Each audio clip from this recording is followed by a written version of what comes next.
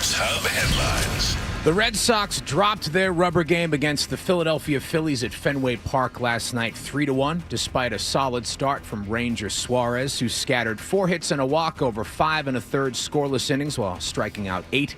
Kyle Schwarber's 8th inning 2-run blast with the difference maker. It was his 18th home run of the year. The New England Patriots released their 2026 schedule last night. They'll play 5 primetime games, including the NFL season opener in Seattle against the Seahawks on September 9th. That's a Wednesday night game. You know, Wednesday, the day that's synonymous with NFL football. There were 2 games in the second round of the Stanley Cup playoffs last night. The Montreal Canadiens beat the Buffalo Sabres 6-3 to take a 3-2 series lead. And the Vegas Golden Knights topped the Anaheim Ducks 5-1 to take that series 4-2. They'll face the Colorado Avalanche in the Western Conference Finals. And the PGA Championship is underway at Aronimink Golf Club outside of Philadelphia. Rory McIlroy carded a 4-over-74 for the first round. Scotty Scheffler ended the day at even par. Sports Hub headlines brought to you by Premier Basement Waterproofing. Buying a home or finishing your basement this spring? Do what Beetle did. Get it waterproofed first and take advantage of 0% financing. Call 844-LIVE-DRY or visit premierbasement.net. It's game over for water. I'm Adam 12 on Boston's Home for Sports. 98.5 The Sports Hub. Another update in about 30 minutes. Listen to it, laugh at it, get mad at it, agree with it, argue about it. It is Boston Sports. Boston Sports. And it is all we do. 98.5 The Sports Hub. Ladies and gentlemen, I need all of you to stop what you're doing and listen. Toucher Yes, I finally shaved my nuts. and Hardy Who, me? Just hanging around. on 98.5. Anchorman, heard about you. Yeah. We're Costco guys. Of course we go shopping while eating a chicken bake. That's gross. Not a great cook, but I do cook. When I asked her about the sides, Kick them in the balls. I don't care about it, but it's not good behavior. Blaze Bailey is omitted. Toucher and Hardy We're the best friends that can be, my buddy and me. on 98.5 The Sports Hub. Let's go. I eat out. I eat different kinds of foods. I enjoy cooking, preparing foods. John cooked shrimp scampi.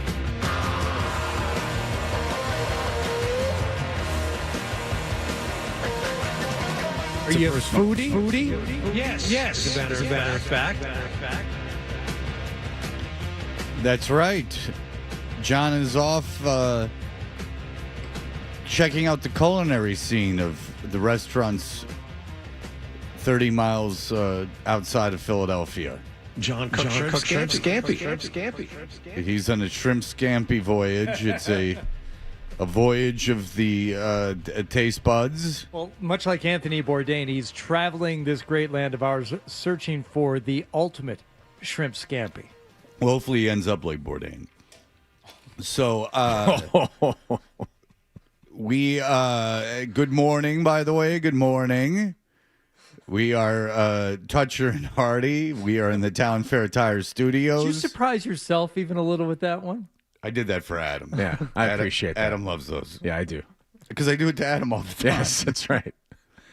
Like Adam will say something and I'll go, why don't you do that with a gun in your mouth? Yes. Something like that. I mean, you left the door wide open. I mean, I got to take it. Obviously, now that you've gone ooh about it, I can say I don't mean it. They still show Anthony Bourdain stuff on one of them Roku channels that I see promos for when I'm watching NYPD Blue because they can't sell real commercials on it. All they can do is sell Liberty Mutual over and over and over again. And promote their own stuff, yeah. So, yeah, it's an episode of NYPD Blue only takes about 45 minutes because they don't have full commercial breaks. And B, they show a lot of other Roku promos. And one of them is for Anthony Bourdain. I'm like, No reservations, yeah. hanging on to that. Yeah. That's on, that's on Hulu, or one of them. No. I watch No Reservations still. I like, I love that show. Just thinking now of John in that role would actually be pretty funny. And just like, I'm going to get some scrapple and some cheesesteaks. So when he was in Boston, he was with a guy from a band, the band that did the theme song for his show. And it's a gentlemanly the guy wrote a book about like how wasted the band was all the time, and they remember he goes out drinking with the guy. But Adam, you should know that band. I have no idea who that band is. Yeah. The John Spencer Blues Explosion. No, that's not. No, no. It's that was my mistake. I'm looking at the stupid AI. Maybe John Spencer Blues Explosion did the theme. This guy did the music for the show. Okay, but all you got to do is Google the Boston episode of Anthony Bourdain. Michael Rufino Pierce, the bassist from the Unband. Oh yeah, the Unband, and I do believe the Unband did the theme to No Reservations, but I could be wrong. But nonetheless, yeah, the one he does to Boston is a tribute to the Eddie Coyle situation. Yes, Friends of Eddie Coyle. The Friends of Eddie Coyle. He's very cinematic. Yeah, the way that he would do that show. And it was funny because it was like the more normal the place he went, the more I enjoyed the episode. It's like when he went to like the Middle East or something, I know because I'm like, I'm never going to go to the Middle East. Like, this is of no use to me. And he did do some like gnarly stuff. Like he went to like crazy places in Africa where they took like sketchy airlines. Because I told you that I know a guy who is in like irrigation, like international irrigation. So he goes to these third world countries and it's a business, and he works for the business, and they go and they get water into places. Yeah. So he used to go to gnarly places like in the middle of nowhere, and he's been on airlines where he got on the plane. Like apparently airlines are ranked by safety, and in the United States, they're all A. Like even Spirit or Breeze are all A, obviously. There are airlines internationally that are ranked lower than A. So he's been on planes. One time he sat into a seat and it went, and he realized there was international throw up all over it. He was in like Africa. Nice. And he got, obviously incredibly ill because whatever throw up it was, but they hadn't cleaned the throw up off the seat from the time that the other people got off the plane till he got on the plane. And then one time they got on the plane and they closed the doors and they started taxiing, and the plane was filled with mosquitoes. Like filled like you couldn't see, like with mosquitoes. Just and that's not a good news while you're in Africa. Dengue fever and such. Yes. Right. So he's like, "Oh, wow, I'm in a lot of trouble. They're going to take off." And cuz these are relatively quick flights. I mean, he's not he's not traveling outside the continent, so he would be going from, I guess, country to country in the continent. Country to country in the continent, and he'd be on these planes, and they would be just disgusting. And he would realize, oh no, if there's this many mosquitoes on the plane, there's a good chance we're dying. Sure. Yeah, you don't want to be bit by anything when you're in Africa, I would think. My friend Alex Cho's parents were deaf. I was friends with them. Yeah. It's brave of you. He lived in St. Petersburg, Russia, like when he got out of college before or like right around the time that communism fell. And he like lived like a rock star because if you had like a pack of U.S. brand cigarettes that were like $2, you like would put them on a bar and women would just flock to you because they would be like, this guy has all the money in the world. He's got U.S. cigarettes. And he was flying from St. Petersburg to Moscow or something. And he got on the plane and he was sitting by the wing and they started taxiing and fuel was gushing out of the wing. Yeah. And he went like, "Oh, hey, excuse me. Hey." And they're all ignoring him. And he's like grabbing other people so they could see. And then everyone started freaking out. And they finally went, what? And they're like, all the fuel is coming out of the wing of the plane. Don't you have a gauge up there that would tell you that's happening? like we take off, we're a good chance we die. Yeah. Like, maybe you can stop that. So as much as Spirit sucked while it was around, just there's worse options out there. I have a friend this morning who is flying Breeze down to Myrtle Beach. I said, there's like a 50% chance you're going to see Chris Forsberg on that plane. I was going to say, is that friend Chris Forsberg? No. I think he likes Myrtle, and we know if Breeze is flying there, he'll go. Well, yeah, his mom lives in Myrtle Beach. Oh, that's right. That's Chris right. Forsberg's mom is retired to Myrtle Beach, which is, the goal. Is Myrtle Beach the Tangway spot? No, that's no. Myrtle Beach is no. He's in Charleston. Charleston, South Carolina, right? Yeah. Okay. Myrtle Beach is they have wax museums and things of that nature in Myrtle Beach. Lovely. Golf courses too, from what I understand. Yeah. People are always shocked, like, you've never played golf in Myrtle Beach. I said it just seems like something that is not all that special. Like, I don't know that you need to make that a destination golf trip. I'm sure it's fun and you can have a good time, but I don't feel like it's something that I have to do. You do, because there's Blues Brothers reviews. I think I've been to Myrtle Beach twice, and it was 20 years apart, and there was a billboard for a Blues Brothers review. Nice. Both times. So, yeah, there's like a wax museum, Blues Brothers review. It's a little Niagara Fallsy, Myrtle Beach. I mean, that's where they set part of the last season of Eastbound and Down. He played for the Myrtle Beach team, and they didn't do that by accident. I mean, they put him in Myrtle Beach because Kenny Powers belongs in Myrtle Beach. It's it's a good fit. Yeah, you can have fun there. Before I was married. I went with my my girlfriend who became my wife, and it was a bit of a lost weekend. I mean, there's not a lot of judgment in Myrtle Beach. You can kind of do whatever you want. It's the city that Care forgot. It's the East Coast New Orleans. So you're not going to travel to Myrtle Beach to golf, Hardy. I know you like to travel to Vegas, but that's more just to go to Vegas because you've got friends there and you like to golf there. But, like, what is an actual golf destination for you, like, outside of Massachusetts? I would love to go to Cape Cod. Oh, I would love to get down there and see what they've got. The Ozarks, you'll be there. I would love to play golf in the Ozarks. That's right. You will be. You know what, Fred? Ha, ha, ha.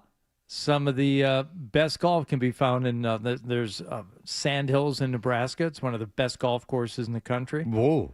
So there, in that area of the world, there are some great golf courses. Now, the only one I really want to play, the destination course, I want to play the old course at St. Andrews. And I've tried to get in just legitimately, when they offer up tee times. Okay, this is for next year, and they'll do it here soon. Yeah. For 2027. When do you want to play? Was it a lottery situation? It's a public course. So, you just you put in for, lottery, and you see, all right, I'll take 2, I'll take 4, I'll take whenever between. You got to be careful, though. It's like, and I've even signed up for like their winter, rates. And people say it's like, oh, it's miserable. Yeah. It's absolute hell, to be playing out there anytime before April. Like, it's not a good time. So I would prefer to play like May, June, July, but that's the high season. Right. It's really difficult. And there are, as everybody says, there are like nicer places. You're going to enjoy your time more on other courses in and around Scotland and St. Andrews, but that's the one. That's the one that you look at. I mean, Fred, as a casual watcher of the game, you would recognize if you were standing on St. Andrews Golf Course. The castle in the background and, all the stuff, the road hole and all that stuff. It's like, I really want to play 3 holes on that course. I want to play 1, 17, and 18. That's all I really want to do. My father played that, and when you come up on 18, there's all these people sitting out, like, having lunch and stuff by the green. Yeah. So they watch your approach shot, and apparently that's hell on earth. Yeah, because they just watch and laugh. Just tackle you? Well, it was pretty much 4 years ago. We were there for the Open Championship when I applied for lottery tickets, like you apply for Masters tickets. Yeah. And got 2 adults, 2 kids for Wednesday and Thursday, and it was a total of, I think, $400. Like, the tickets are dirt cheap. Wow. It's just tough to get them. Yeah. And I won the lottery, and we went over there and watched it. And walking around there, even during the major championship, the street, like the city street is right there. It's, it is 50, 60 yards from the 18th fairway on the other side of those buildings. It's right there. So it's all very much in the town. And just walking around, I'm like, I got to come back and play this. That's the only place I truly care about. Was your daughter in heaven, your wife and daughter at the... Oh, boy. I think they were so elated they couldn't go back the second day. Like that, it was emotionally too much for them. It was like they were all out of dopamine. Once they were there with me on for the Wednesday practice round, they felt I can't. They were like, "Thank you for taking me to Scotland." First of all, and second of all, this is how I want to spend 12 hours today. Yeah. Dan, go ahead, Daniel. Hey, guys, I apologize, but I'm doing a GoFundMe to get either Blind Scott in your golf tournament with you or Sean Brandy. I haven't decided which one would be a better choice. They would both equally need the GoFundMe, but I will. I would suggest if you do a GoFundMe for Blind Scott, bid on Felger and Maz because that would be way funnier. Yes. Yes. It's funny if you do it to us. But it's even funnier if you do it to Felger and Maz. Yeah. Like if for whatever reason, because it benefits the Special Olympics, he can't say no. If Blind Scott rode with Felger, yeah, that would be a lot of fun. That'd be great. Yeah, yeah, I'd get a lot out of that. I don't even think Blind Scott would need to play. No, he could just ride around. Yeah, I think he'd be content with that. Sure. You could, there's plenty to talk about. He'd love a day out on the hours. golf course. Yeah, absolutely. Yeah. He can fill time, no problem at all. Yeah. I mean, he'd have to figure out how to get down to Canton. Yeah. Well, we can ask him. Sure. Blind Scott, have you calmed down? Oh, no. Yeah, I'm really calm now, actually. Okay. I feel good, yeah. You were going a little nuts there the other day on the emails. Yeah, thanks for helping me out, Fred. I just was really polarized by a lot of stuff, and now I've gotten a hold of it. Your celebrity is pretty large for me. Would you like? Yeah, it's very difficult for your celebrity status. Would you like to play in the golf tournament with Felger and Maz? Well, I could just ride around. I mean, I could play golf, but I was a caddy, so I know a lot about golf. Like I know how to club someone. I could put tees down, but I want to play. Yeah, I want to be in the foursome. I don't have to swing a club. Because if you guys are worried about liability, I just don't have. I can stay in the car. I don't worry about liability. You can play if you can play. Yeah, I think you play with Felger and Maz. Yeah, can I play from the women's tees? You can do whatever you want, Blind Scott. I'm not. No one's going to judge you at all. You play from where you want to play, my friend. Yeah, because I played golf before I broke 100. And me and my dad met Michael Felger. We met him once. He was friendly. My dad yelled at him. He said, "Hey, Felger, you know me. I call your show." And Felger was like, "Oh, yeah. He just wanted us to get out of there, I could take the ride. Why? He can't. Why did he want you away from him? Well, because my dad was like, "Hey, Felger." My dad I'm was just like, joking. "On I Nantucket." understand why. We seen him on Nantucket in his home, in his neighborhood. Oh, nice. Yeah, you got to go to his house. That's good. No question. Did you end up seeing Ben Maller when he was in town? Yeah, so Ben Maller confronted me and made me delete a couple social media accounts that I had that were dedicated just about Ben Maller. I met him in front of Bulva Bakery. He was yelling at me. He had food in his mouth, and then I met him at the Mighty Squirrel Run. He had this weird button-up shirt on, but it was really good. And then I left. How do you know? He had an appearance. He guided me around the restaurant and dragged me over furniture and kitchen equipment. Like the leprechaun guy, he scheduled a party at a bar that closed an hour later, so they were getting rid of us. And I hadn't drank in 7 years.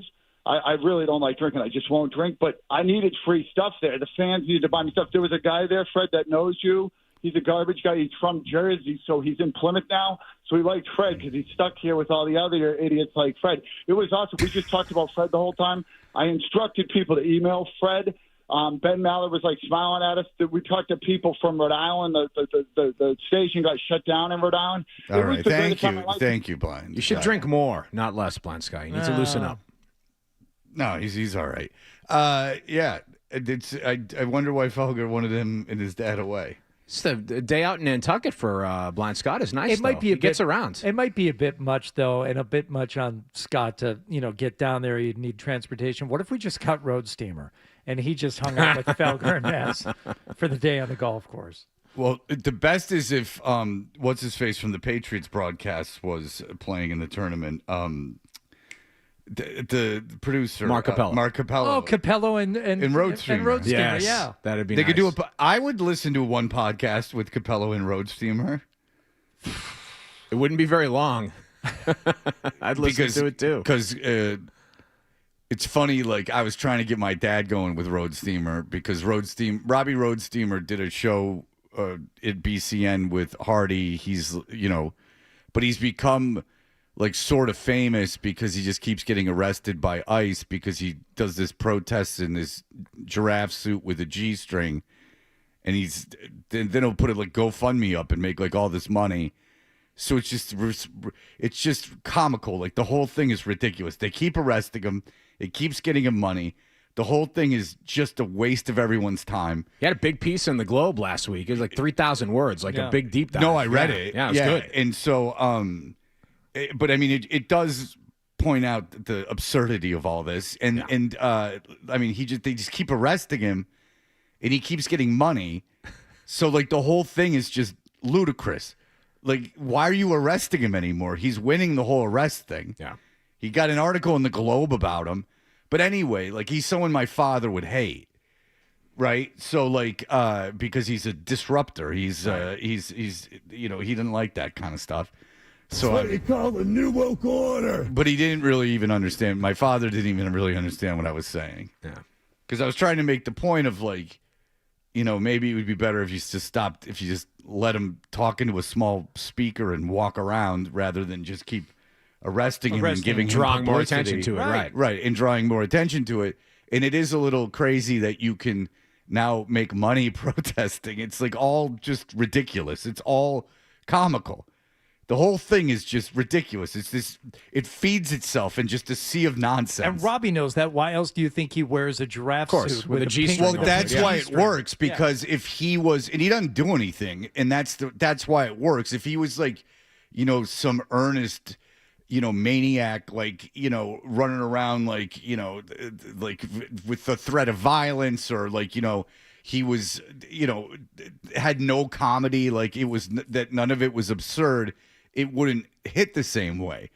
Then it would be like, because with Robbie, there's no denying, like, he's not up to anything nefarious. He's wearing a Kmart speaker around his neck and wearing a giraffe suit with a G-string. I mean, he knows what he's doing in that sense. And so, yeah, it's comical. It's just stupid. They arrest him, and then it's stupid that he gets all that money. Everything's just so dumb.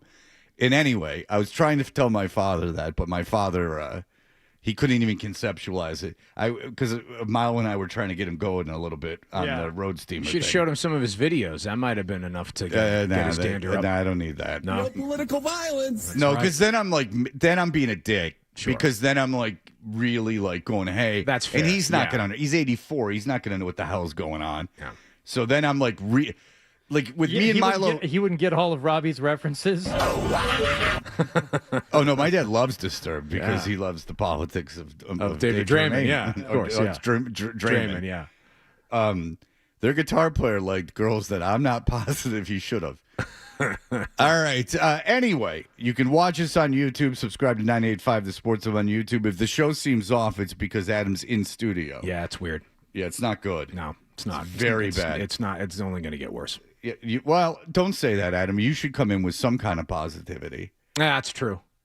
But That's true.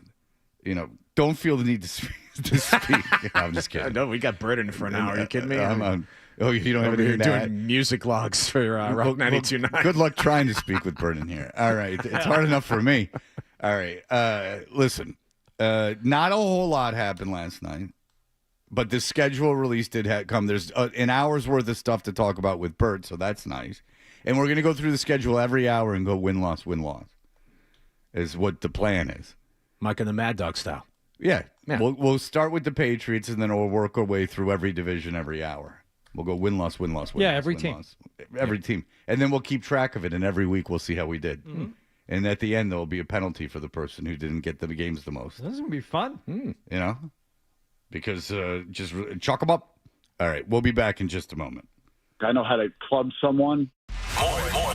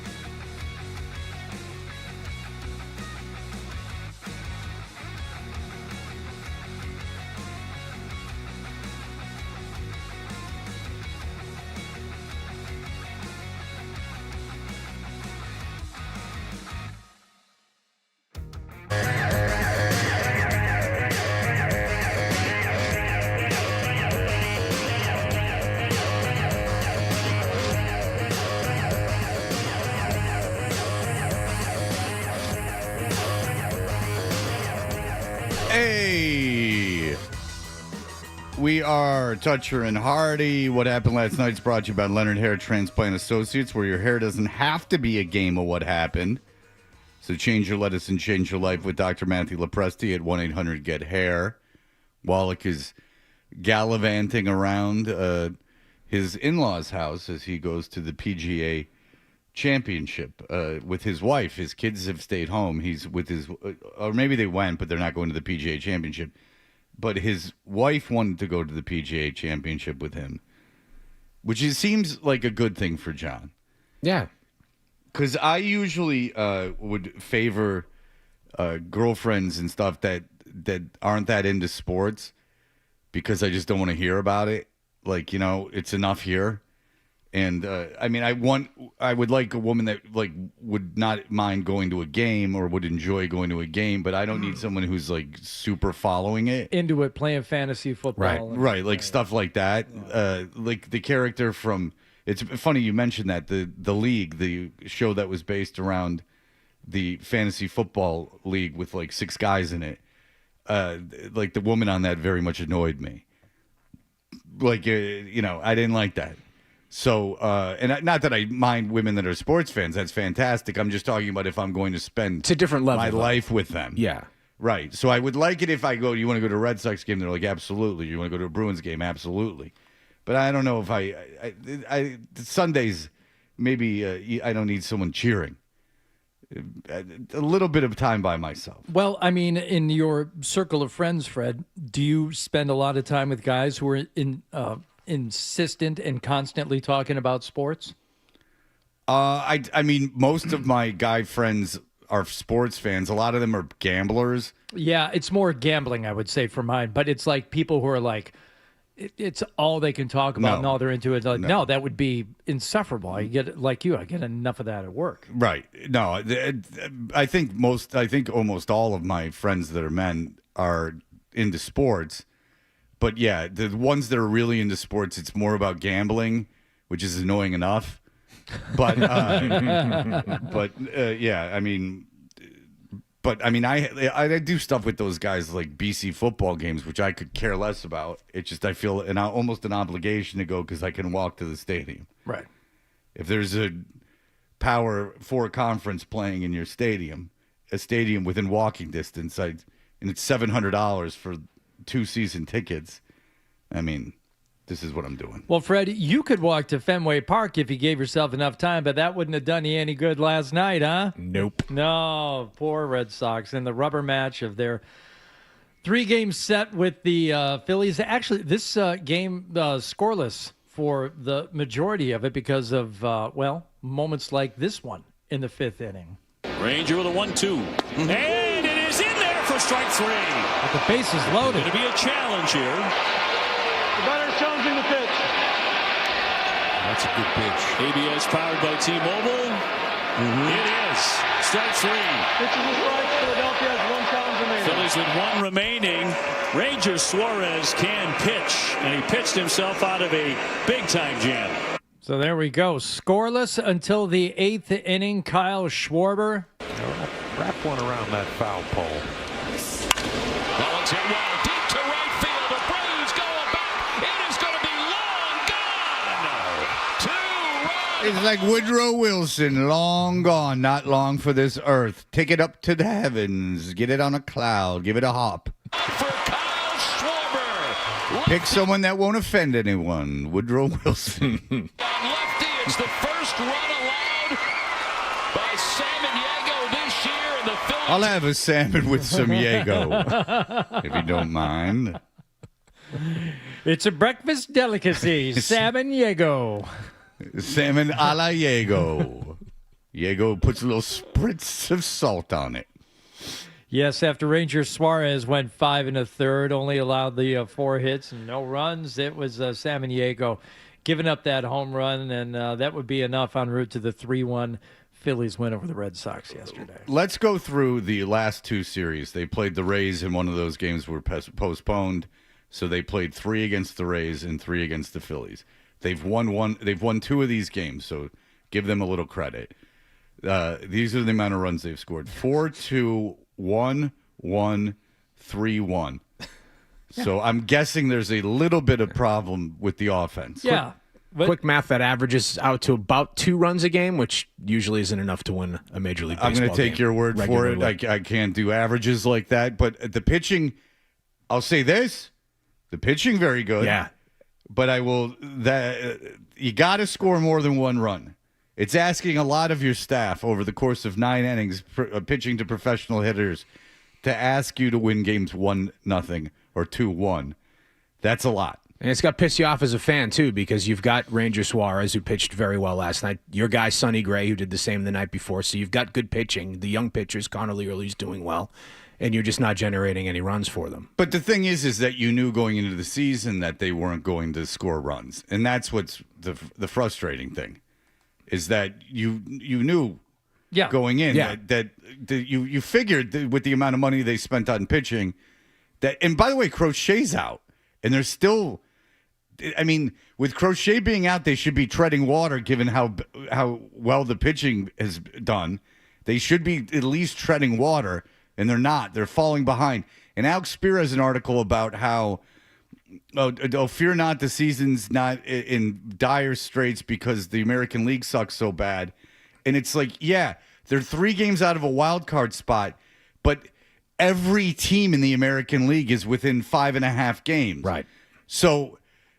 like it's not as simple as at the end of the year there's 3 teams fighting for that final wild card spot and they're like a game or 2 out of that spot. This is the entire league. So you're telling me that Seattle's gonna suck. The Yankees, well, first of all, the Yankees in Tampa pretty much just one of them's going to win the division and one of them's going to be the wild card. That we all agree, correct? 10.5 is a lot to ask to come back from. Yeah. Okay, so that's one wild card. So you're saying Seattle, Texas, Baltimore, Minnesota, Toronto, Detroit, like Kansas City, Houston, all those teams are going to suck for the rest of the season, and you are going to somehow leapfrog all those franchises into one of those 2 last wild card spots. And I would say the chances of that are very slim. But what I do like is that Tom Caron was on yesterday, and he was like, if it was me, and Caron is around the team every day. So if it's me, I'd make some crazy-ass move. In fact, he thought Trout for Duran and Bayo, he'd do that in a second. If anything, just to tell the fan base, we're still here.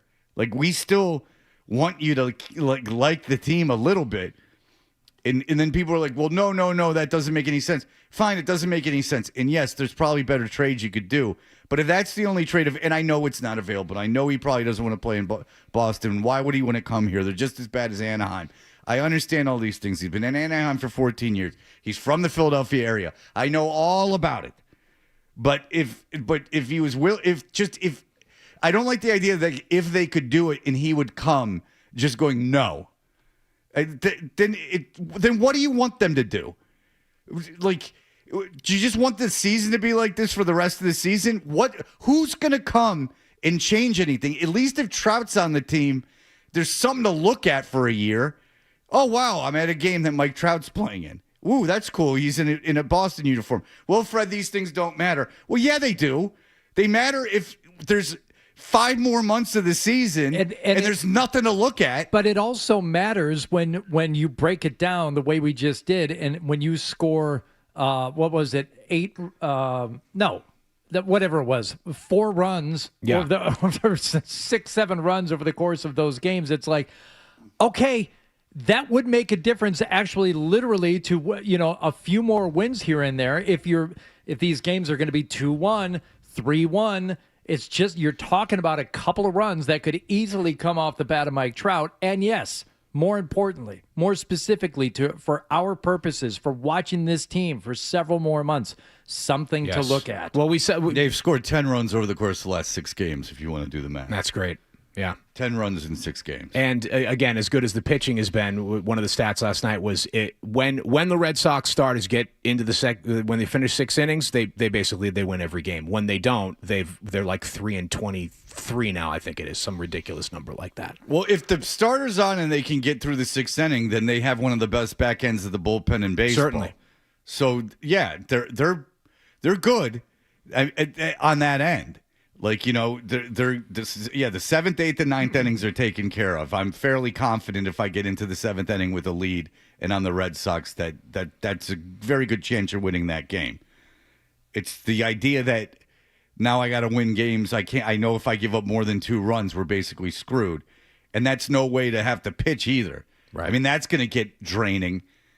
Believe me, that would get draining. Is that every 5th day you got to get out there and, like, if you give up 2 runs in the first inning, you're screwed because now I'm going to put some loss on my record because even if I shut him down the rest of the game, there's nothing I can do. Well, wasn't that Paul Skeens at the beginning of last season with the Pirates? Wasn't he giving him 7 and 8 innings and, like, giving up 2 runs, but his team the Pirates were only scoring 1, so he's losing all these games that he should have won? If he didn't have a winning record or if he didn't have a winning record by a wide margin, then yes, I would imagine that's the case. He's had 2 games this year that he was terrible in, but he's been great other than that. In fact, the great thing about the Major League Baseball app is it tells you if there's a no-hitter.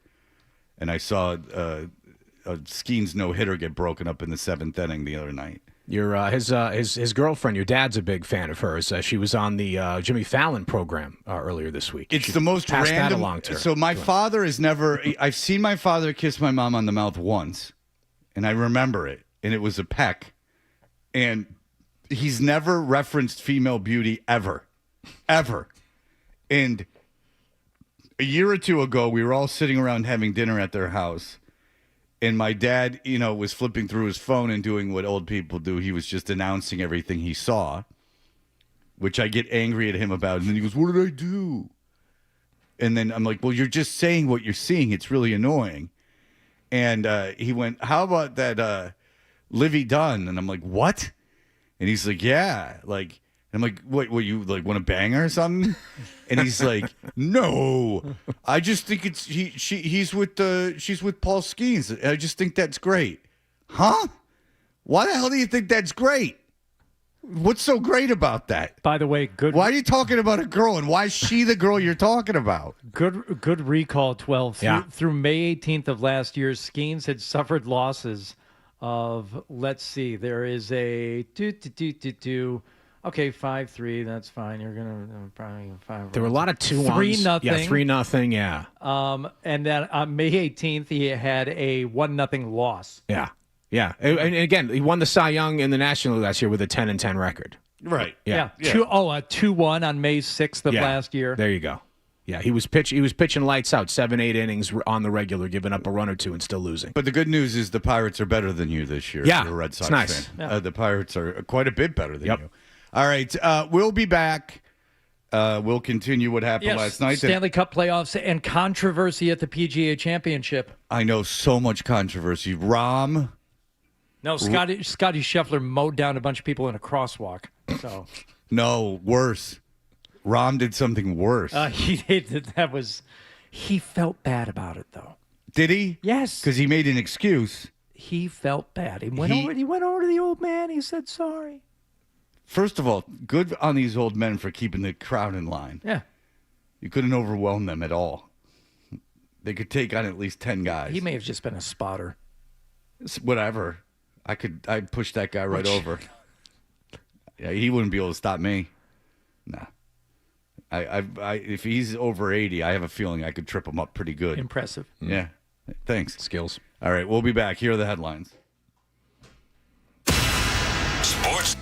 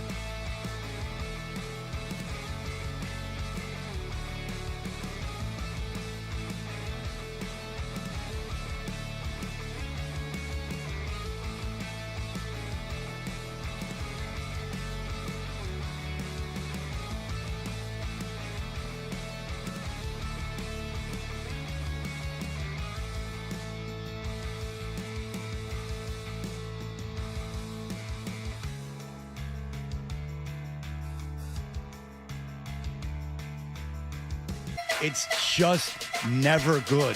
It wasn't funny the first time. Toucher and Hardy, mornings on the Sports Hub.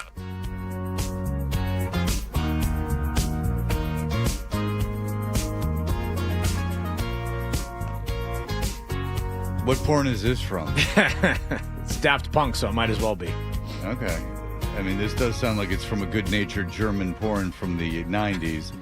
All right, Hardy, we have a big event coming up, if you don't mind saying so. That's right, the Who's Your Caddy Classic. It is the 15th annual. Tickets are going to go on sale on Wednesday at 10 a.m., 985thesportshub.com/golf to register your foursome. It'll be held on Monday, June 8th at Brook Meadow Country Club in Canton. 8:30 shotgun start. Zoe and Beetle broadcasting live. You'll get the 18 holes, the cart, the gift bag, the post-round lunch. We'll have some great auction prizes, both live and silent. All proceeds benefiting Special Olympics Massachusetts. And this year, we need a fourth. For me, you, John Wallach, we need a fourth to join us. So you can bid on being the fourth to fill out our group. You can also bid on being the fourth to fill out the afternoon show. Felger, Maz, Jim Murray. They need a fourth. So that will also open at 10 a.m. on Wednesday, May 20th. 985thesportshub.com/golf for details. Yes. So an excellent opportunity. Hardy wants the guy to ride with him. So I think we all want that.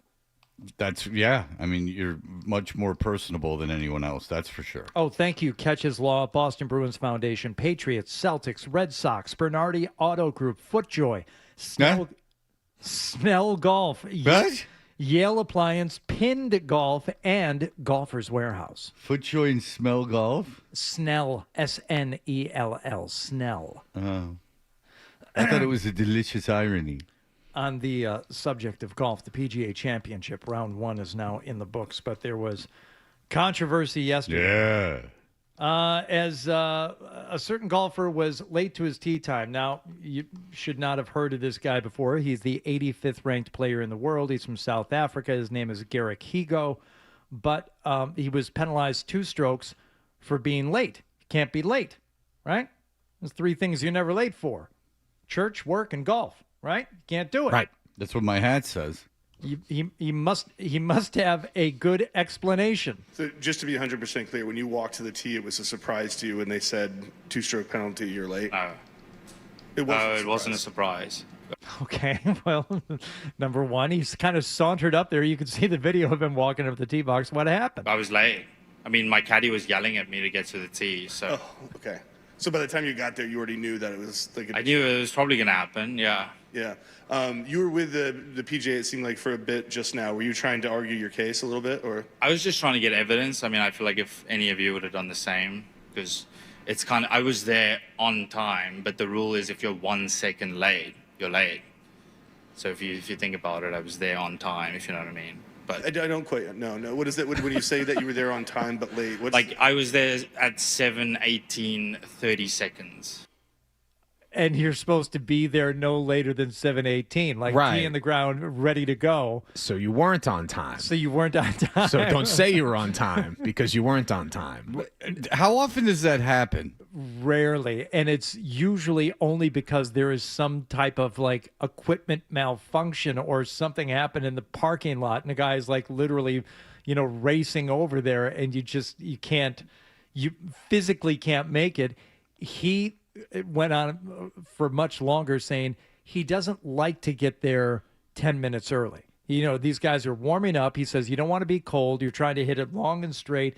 He goes, so I don't like being there even 5 minutes early. I want to warm up as long as I can, step to the first tee, and then hit while you're still warm. So I understand that, but it's every week. I mean, he said it's the first time it's ever happened to him, and it doesn't happen. Guys aren't late for their tee times. They're very specific. 7:18 a.m. That's when you're on the course. Not 7:18:30. No. Where you're walking up to the tee box. You're late. I'm just fascinated by the explanation sounding like a child trying to talk their way out of, a hand in a cookie jar situation. It's like, well, no, you were late. You can't. You're either late or you're not. There's no wiggle room. If you're not early, you're late. At least for when you play for Fred. I like that. You got that on a T-shirt, right? No, I'm Coughlin school. If you're not 5 minutes early, you're late. That's what Sid Poole used to say. Oh, Sid. That's right, Sid Poole. That's right. The late great. Garrick Higo remarkably still shot a 69. The sex number. That's with the 2-stroke penalty. He would have shot 67 and yeah. would have been tied for the lead in this logjam of leaders. It usually only takes me 2 strokes after a nice 69. Because I'm all wound up from the 69. The leaders are at 3 under par, including Scotty Scheffler, Martin Keimer. Well, it's Alex good he didn't Smalley, kill anyone this time. Min Woo Lee. Was it the PGA where he killed the guy? It was the PGA Championship of Valhalla. He didn't kill anybody. There was a death, though. As a matter of fact, no, there was not even an injury. The case was dismissed with prejudice, meaning they can never talk about this again. No, but didn't he didn't kill him, but I'm being serious. Didn't someone die and there was like a police scene and he was driving past the police scene of the death? There was a pedestrian that had been hit by, I think, a bus. I don't know if anybody died. I don't think anyone died. I think someone died, as a matter of fact. And Scheffler was just like, whatever. It's more important than any death. Actually, I heard the family was grieving by the site, and he just went double freedom rockets on him. And when I'm Scheffler, I'm the chef. And I'm about to cook up a 62. He was very self-centered. Oh. Yeah, death, right? A tragic, separate, fatal accident involving a pedestrian whose name, Fred, John Mills, and a shuttle bus caused traffic chaos that led to Scheffler's brief arrest. It's interesting how I know so much more about what's going on in golf than Hardy. How he has selective memory when it comes to golf tragedy. Who won the tournament that year?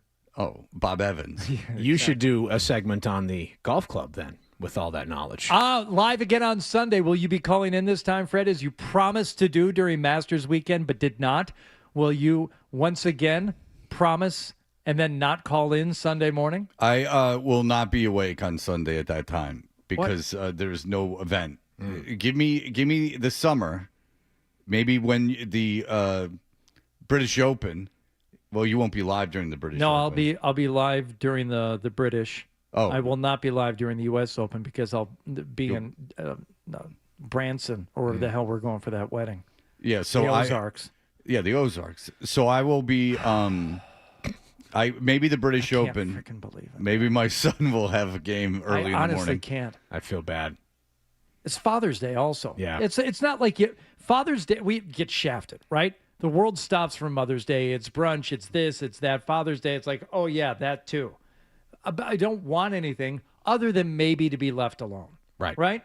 Oh, thank you. Let's all gather for breakfast. And then for the rest of the day, I don't want to do anything I don't want to do. The entire weekend would be comprised of doing things that I don't want to do. It seems like a wedding, if you're going to have a destination wedding, it should be one of two things. A place that's very easy to get to or a place that's people want to go to. And this seems to be a little bit of neither. Well, I mean, this is where they live, and, it is family. It's my wife's nephew. No, I know, but do they live in the Ozarks? I guess. I don't know. No, I think that the Ozarks is like the destination. They probably live in the middle. They live nearby. Relatively nearby. Yeah, within an hour or so. Yeah. Okay, so I would say an hour is a destination. It's on the cusp. It's like Rucker's wedding. It's like on the cusp of a destination because you got to make especially if you're drinking and stuff, you have to make the decision. Do I want to drive back at midnight, like after having been at a wedding reception for 5 hours? Yeah. So there is that thing. Do I get a hotel room or do we how do we handle this? Yeah. And so I would say that's a destination. And if you're coming from out of town, it's impossible to get to. Yeah. And you say, Fred, you were married in Grand Bahama Island. Well, one, people wanted to go there. And two, there was that AirTran direct flight from Atlanta that everyone could get on. So even if you were flying in from Michigan or wherever the hell else, or Philadelphia or wherever the hell else people were coming from, You just stop in Atlanta and fly into Grand Bahama. It's not the hardest thing in the world to do. Sounds like it's a huge pain in the ass to get there for you, too. I'm on your side. All right, we'll be back in just a moment.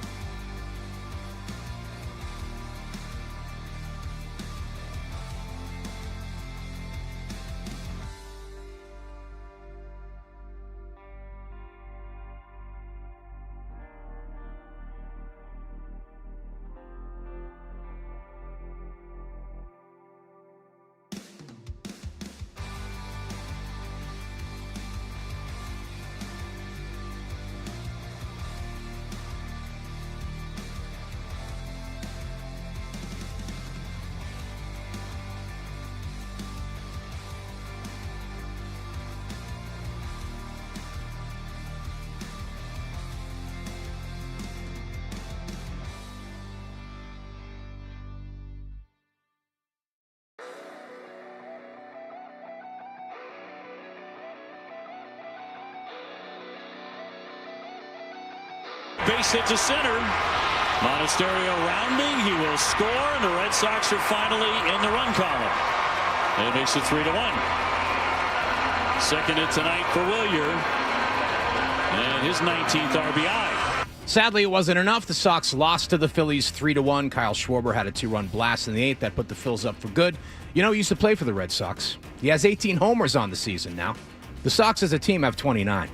NFL schedules for the 2026 season released last night. The Patriots will play 5 primetime games. Here's a couple. The NFL season opener in Seattle against the Seahawks, rematch of the Super Bowl. That's on September 9th, which is a Wednesday. Thursday night football, they will play at the Bears on October 22nd. Get the other 3 primetime games and the whole schedule on the Sports Hub website. The second round of the Stanley Cup playoffs continued last night. The Montreal Canadiens beating the Buffalo Sabres 6-3 to take a 3-2 series lead.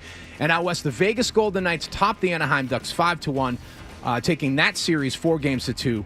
Vegas will face Colorado in the Western Conference Finals getting underway next week. And the PGA Championship is underway outside of Philly. John Wallach is there, but he's not golfing. He's just watching Rory McIlroy with his 74 in the first round yesterday. Scotty Scheffler is a leader with a whole bunch of other guys at even par. Sports Hub headlines brought to you by the Lobster Lovers Weekend at the 99. Order a colossal or hot buttered lobster roll and get a free 3-course meal upgrade this weekend only. You gotta love the nines. My name is Adam 12 on Boston's Home for Sports, 98.5 The Sports Hub. Another update coming up after 7:30. This is what happens when analysts take over the games, take over the sport. This is where you talk sports. It happens all the time. The Sports Hub. Ticket not punched. Hardy. No, the ticket's not punched. Fred. You got a bunch of stuff wrong when you talk. So much for this country. Toucher and Hardy. I guess this country's a bunch of buffoons that don't know the rules. You idiot. The Sports Hub. 11-6, Patriots are actually going to be in the postseason, another double-digit win season. Not only are they in the postseason, but they also have won the division because while we've been sitting here talking, I've also been doing the math on the Bills' schedule. Bills are going to be a wild card team this year. Patriots are your AFC East division champs for the second year in a row. 11-6, on to the postseason.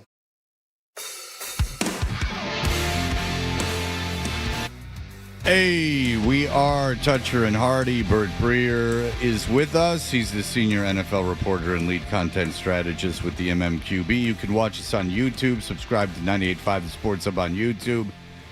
The schedule is out. I'll go through it very quickly. They're at the Seahawks, the first game of the season for the NFL. Wednesday, September 9th at 8:20. Week 2, their home opener against the Steelers at 1 o'clock.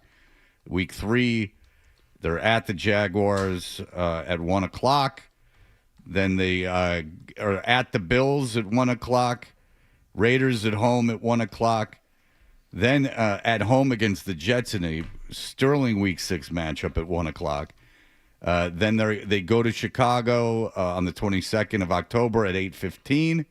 They're at the Dolphins on November 1st. Then they play the Packers at home, to everyone's chagrin, at November 8th at 4:25. They're at the Lions, as we knew, in Week 10 in Munich, and that's at 9:30. Their bye is in Week 11. Week 12, they're at the Chargers. That's a primetime game. Week 13, home against the Bills. That's a 4:25 game. A lot of love to the Patriots, obviously, being in the Super Bowl last year. They're home against the Vikings December 10th. That's a primetime game on a Thursday. They are at Monday Night Football in Kansas City on the 21st at 8:15. Then they play the Jets at the Jets in Week 16 at 1 o'clock. Both Jet games at 1 o'clock. Hard to imagine why.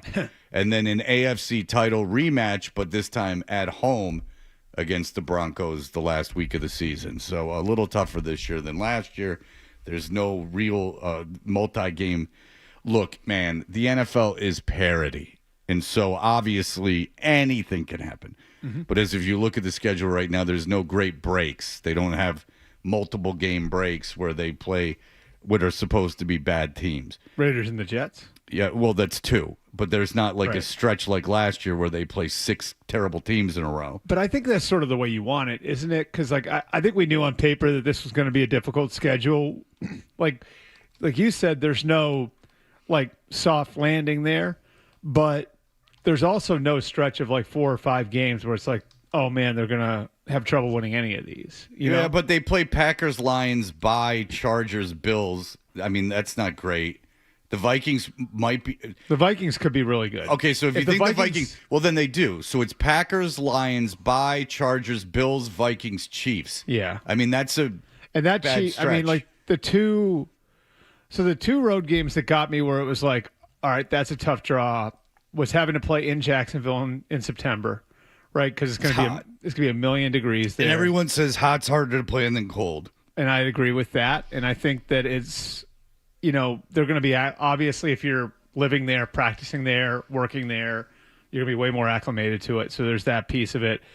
And then Arrowhead on Monday night is really, really, really difficult. Like that environment, primetime game. Mahomes is back too, because like if you had any chance of getting Mahomes before he came back, it would be obviously one of the first couple games of the season. And it's not just that; it's also how comfortable is he on the knee? Because a big piece of it for quarterbacks coming off of that injury is getting used to having people around you, bodies around you, having people around your feet. Like early on, like there's going to be a process for Mahomes, like there is for every quarterback, of getting reacclimated to that. You would think by the end of December he'll be there. Right. So it's on paper a lot more difficult. So you think the Vikings are going to be good this year? That's interesting because a lot of people are saying, it's funny. This, just from what I've heard from analysts talking about the NFC North, they've either said the Vikings are going to be the worst team or Chicago's not making the playoffs because their schedule is so difficult, and it's like a kind of like a Washington back to earth scenario for Chicago. I think all four teams in the NFC North are good. Like I think the question is, and I think it's probably the division with the biggest variable, where I think almost, I mean, I don't know, is there a team that would surprise you if they won it? No. Minnesota maybe. Minnesota would surprise. Because Kyler Murray or J.J. McCarthy haven't proven themselves. But they've got a good roster around the quarterback. Yes. Right? And a great coach. They were just schizophrenic last year. Mm-hmm. Is there a team Hey. Offensive to me. Okay. Go ahead. I'm sorry, Cuckoo Bird. Thank you. As long as you apologize. Is there a team that would surprise you if they finished last in that division?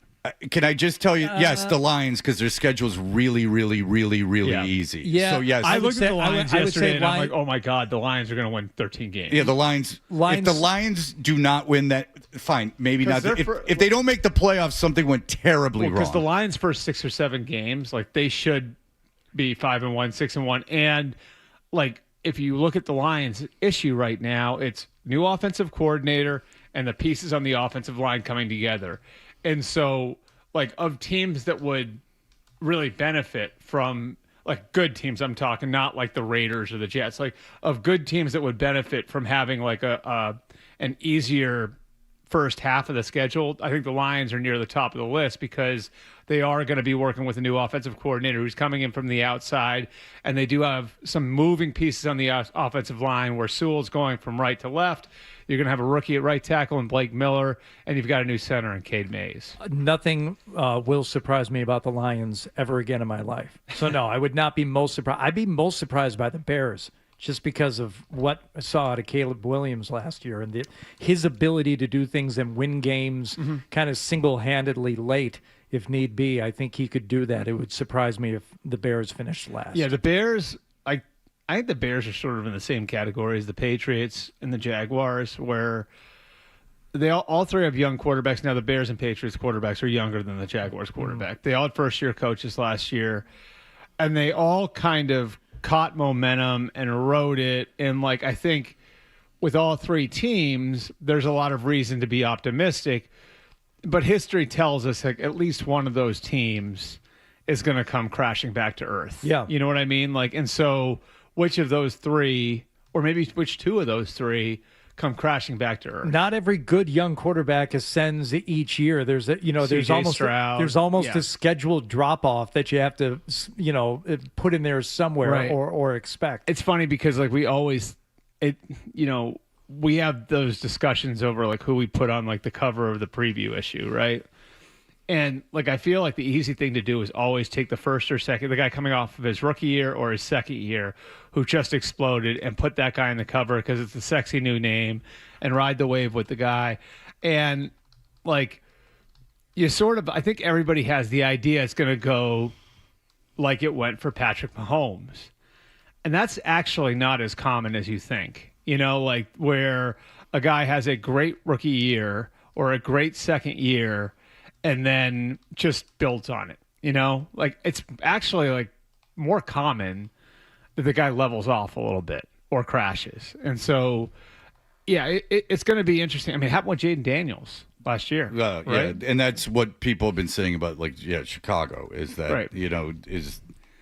There's got a lot of the same kind of feeling as with a new coach, a hot quarterback, and everything. Could Chicago come back down to earth? People act like it's impossible with Drake May. It's possible. I mean, I don't think that anybody and I love Drake as a player. I really like Caleb as a player too. But no one was sitting here at this point last year even making the argument that Caleb Williams or Drake May were as good as Jaden Daniels. You would have been laughed out of the room. No, yeah, I agree with that, yeah. And now, Jaden Daniels is the afterthought when we're talking about the three of them. Well, I just invoked you the other day when talking about not Jaden Daniels, but talking about the Commanders, and it was we were crossing sports, as a matter of fact, but it was the issue of that team, that young team that got old very quickly. Yep. And it's it's a cautionary tale when you talk about trading. It was a Celtics conversation. It's like, if you're talking about moving somebody for Giannis and it's going to include a young player and maybe a draft pick or two, it's like, hold on, you've got a young team right now. You could get old immediately, and that's what happened with the Commanders. Right. And I didn't follow them enough last year to know what Jaden Daniels' play was like, but I know that the team itself got old. Yeah, got old. And it wasn't really Jaden Daniels' fault. He got hurt. He got banged up, and they couldn't support him the same way they had the year before. The defense got old. Terry McLaurin was nicked up. They weren't as deep as they sort of rode the same sort of wave the Patriots did in 25 and 24. They just came around to the playoffs short of where the Patriots got. But they did the same. I mean, we used the Commanders as the model last year for how the Patriots did it, right? Which is bringing all these free agents that your coaches have connections to, and you're bringing in known commodities and get yourself up to level ground at all of these different positions so you don't have holes everywhere. And I'm not going to – that's not a mirage because it happened. They won 12 games and got to the NFC title game, but it's not sustainable. Yeah. And – I would say, and I think that the Commanders have a lot of good people running the show there, but I think they would tell you they got over their skis a little bit. So they go and trade for Deebo Samuel. They go and they trade for Marshawn Lattimore, and both of those guys are no longer on the team. They trade for Laramie Tunsil, who got a new contract, but they gave up a lot to get him. They went into the draft this year with 5 picks. 5 picks total. And I think they wound up trading around and getting 6, but they didn't have a second-round pick. They didn't have a 4th-round pick. So they had 2 picks in the first 4 rounds. And how are you going to get younger if that's the case when you already were older to begin with? Right. That was your issue going in. Right. And, I think that's the thing, with, again, the sugar high of last year for people around here. It's we'll trade everything to get this player or that player. Who cares about, first-round picks or second-round picks or – I mean, that's very easy to say from one of these seats. But then you wind up like the Commanders where your team's gotten old and you have no resources to take care of that with, you know? And we'll see what happens with the Commanders this year. But, it was a sobering off season for them, And the Patriots are older than you think in some key spots. And how they take care of that. That's the one argument with the A.J. Brown trade. It's how long is that a solution for? And now are you setting up a scenario where you're going back into the first round in 2028 to try to find a number 1 receiver? Where do you think age is the biggest issue positionally for the Patriots right now? Defensive line. I'd say corner also. You're good with Christian Gonzalez. Don't get me wrong. I think Marcus Jones is a really good player. You had Carlton Davis there. You don't have a lot of young depth at corner. your defensive line, you're relying on Milton Williams, who's a little older now. These guys are getting older. And so how old's Milton Williams? Milton Williams is going into his 6th year now. So, Okay. I mean, when you're talking about defensive linemen, it's like once you get to year 7, year 8, now you're talking about I mean, like as you get closer to, and it's more on the edge where they have Draymond Jones and they have Harold Landry. And so they bring in Gabe Yakus. Is that going to be the answer?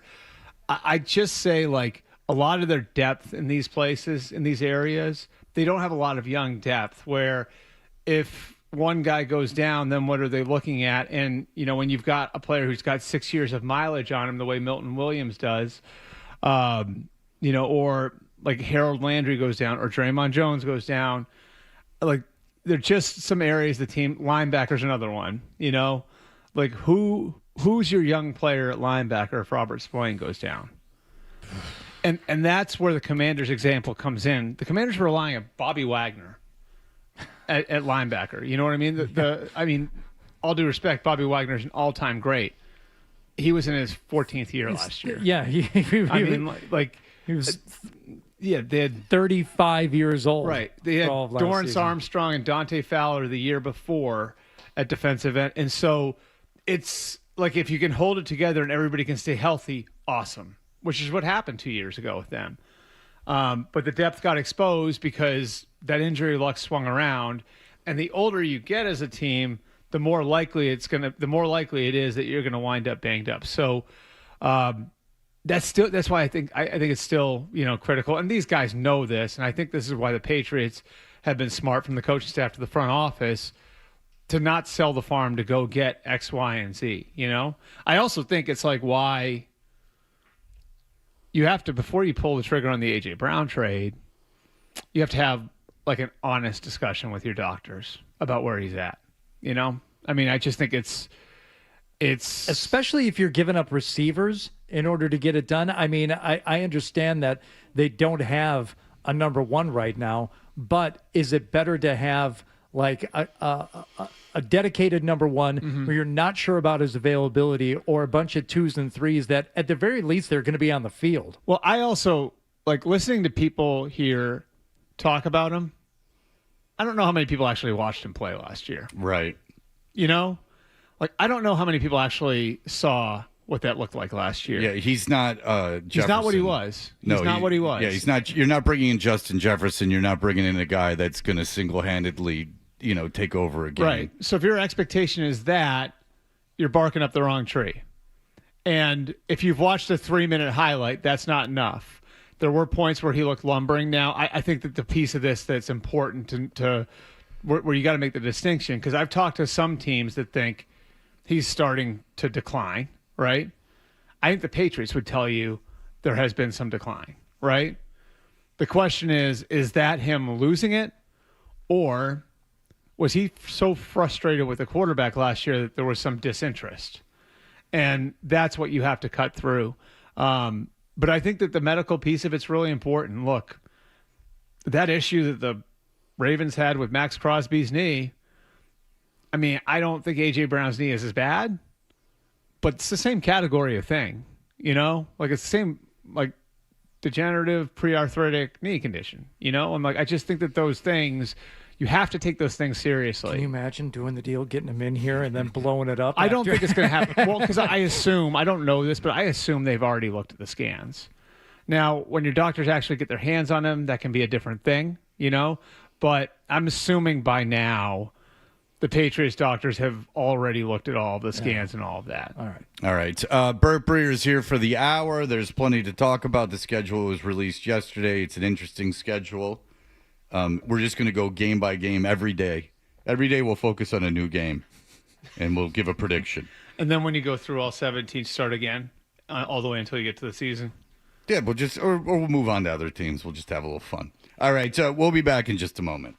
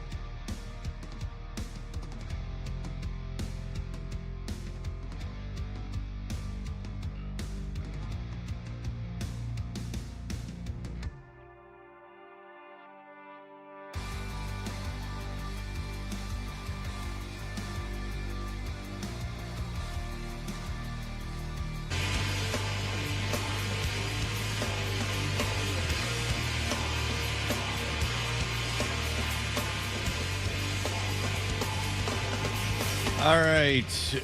We are Toucher and Hardy. Bert Breer is in studio. Okay, so we know now the Patriots' schedule. We know that they open at the Seahawks Wednesday, September 9th at 8:20. They are the first game of the season.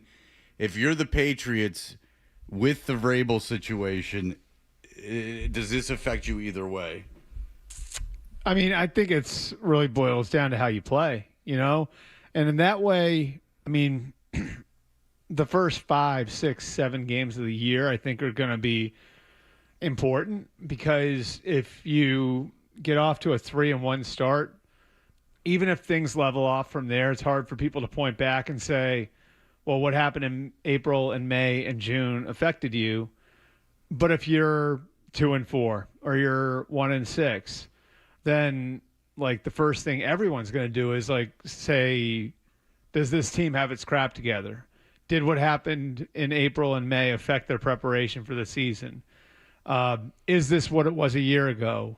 Has Vrabel lost the sort of swagger and unifying presence that he had in 2025? So I don't know if it's going to affect them internally much early in the season, but it'll certainly affect the narratives around them. And when things aren't going well, those things can seep into a team. Yeah. But do you think it would have been lost, though, if it wouldn't have been as bad if they played like that Sunday? That they could have, that it's the only story going into that game. Yeah, and I wonder about this. So I talked to one of the guys who's in charge of broadcasting there yesterday, Hans Schroeder's his name, for a story I did. And I asked him flat out. I said, was the Mike Vrabel situation a factor in you guys putting the Patriots in the opener? And he said no. 9. But if I want to be a cynic about this, right? He said, I will be asking the questions here. If I wanted to be Is it safe? It does have that sort of feel attached to the name. Is it safe? Is it safe? I would say if you wanted to be a cynic, all right, and you look at the way they promote the Super Bowl, and everyone bitches every fall about the halftime show, right? And you guys know who I'm talking about that bitches about it. Like, it's some pop star, and, you know, Joe Blow from Topeka is like, well, that's not what I want. That's not American. That's not this. That's not that. And what I always remind people of, like big football fans of, when it comes to that sort of stuff, is that's not for you. They have you. You can say you're not watching the game because of that. You're watching the game. Yeah. Like what they're trying to get with the halftime show, with all the ancillary stuff around the Super Bowl, they're trying to get the fan that could take it or leave it on that Sunday, right? So that fan might go skiing on Super Bowl Sunday. But maybe if you have an appealing matchup, they'll stay in, right? That's the fan they're trying to get. And if I want to be a cynic about this, what's going to get that fan to tune in on the biggest story of the offseason? Yeah. Right. Well, like that fan, there might be just a morbid curiosity. Hey, I wonder what happened to that guy who was caught with that girl. Like, maybe I'll turn this on tonight. And so, like, to me, like, that would be the logic in putting them there. Is you're getting you're trying to pull in the drive-by viewer, so you boost the number. And I think the other thing is it's part of the conversation now leading up to the game. Well, that's because a lot of people are going to forget about this. You know, I think once we get to June and July, people like eventually this will peter out. And I think the one effect that this probably has is it's going to give it new life. Mark Daniels made a similar point back. yesterday. We had him on, and he was talking about how, this you know, of course, it hadn't been announced yet, but we were assuming that would be the case. The season opener, the way it'll be covered here in New England, it'll be like, you know, Super Bowl rematch and all of that, the X's and O's of the game, whereas now it becomes a national story. So nationally, it'll be circling back to the Vrabel Racine story. That's how they'll be talking about the season opener. Let's say by then, Adam, no one's gotten Diana yet. It might like renew the feeding frenzy to try to get her on the record, right? Like, so then, you know, oh, well, the NFL is opening and the Patriots are in the game.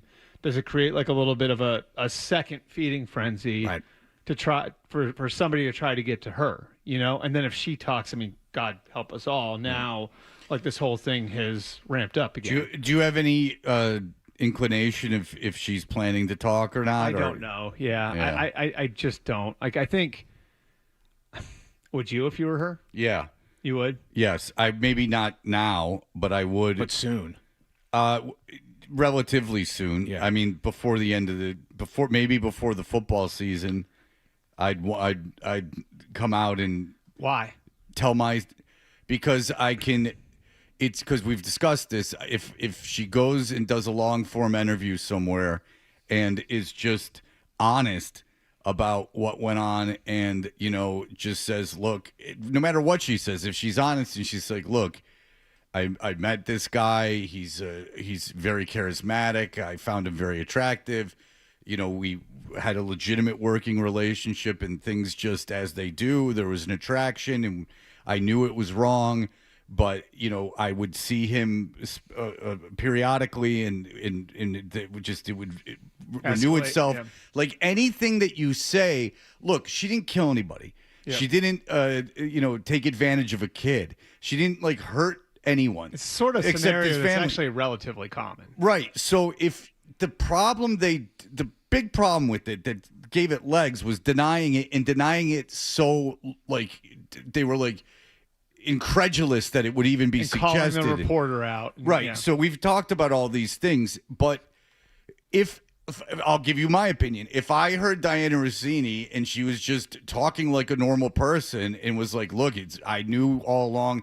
She doesn't even have to say it was bad. She just has to say, this is what happened. And when you hear it out of someone's mouth and they're not being defensive or on guard and they just go, here's what happened.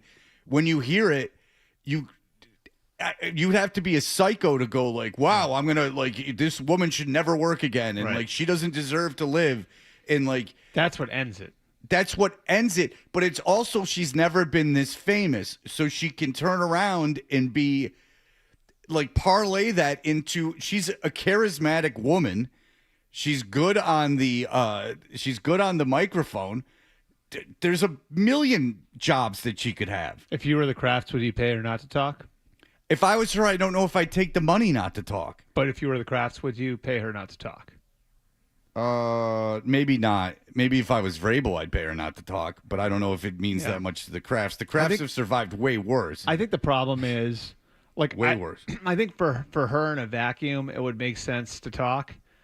There are other people involved here, you know, and I do think that, like, how does that involve your husband? How does that involve your children? How does that involve your children 5 years from now? 10 years from now? It's a thing that you'd be telling your children anyway. Her children are going to ask her. Hey, I was accountable for what I did. Is what you're right. saying, And then it's not like when her children get older, they're not going to go, hey, Mom, I Googled you and it came up that you had this affair for 6 years with a guy. I mean, it's something that's going to have to be addressed to the kids. Right. And it's something that I'm sure the kids will forgive. They love their mother. Yeah. I mean, look, very few things are unforgivable. Okay? Like maybe things are impossible to reconcile a marriage over, but nothing is unforgivable. Like you don't have to, like, even if, say the guy who got hurt the most in this, her husband, like there's an opportunity if she talks to him and says, this is what happened, that sure, he's bitter at her for a few years. I know women that have cheated on their husbands and their husbands flipped out and they got divorced and now have, you know, co-parenting normal relationships, right. Civil relationships, which is all you're asking for. Like, you don't hold on to stuff like that forever. If you want to, it doesn't do you any good to hold on to that stuff forever. So I don't know, and it's certainly, she's not going to come out swinging at Vrabel's wife and stuff. Right. You know, it's not going to. It doesn't have to be salacious. It just has to be honest. It has to be human. Yeah, and she doesn't have to go through every single time she saw him. No one. I'm just saying, people have affairs. A lot of guys get patted on the back for being tomcats and things. I mean, every rock biography I read, the guys, they just gloss over the fact that they were married. You forget they were even married, and they're bragging about getting laid a lot. Well, it's sort of interesting because, like, when Vrabel went through that airport and, like, that, you know, the Joey Greco style reporter, was following him. And I did mean to mention, Fred, that I appreciate your appreciation of that show Cheaters from 20 years ago. I did see like the look of satisfaction on your face when I brought it up last week or 2 weeks ago. I think it's sort of like that's where it flipped a little bit for Vrabel, where that actually I think helped Vrabel because it was like, all right, enough. You know, when that video came out of him getting chased through the airport, it was like no one was sitting there saying, oh, yeah, get him.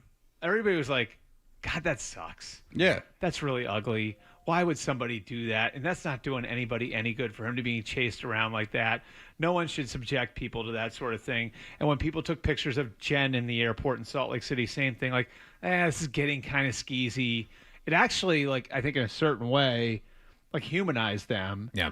And, you know, I think that that's really what this – look, I've said this before. I'll say it again. I've known both people in this. Like, for a long time, I think they're both, like, deep down good people.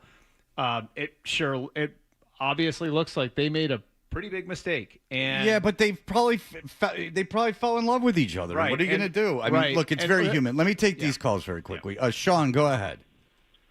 Hey, guys. Morning. Good morning. I have a quick question for you guys.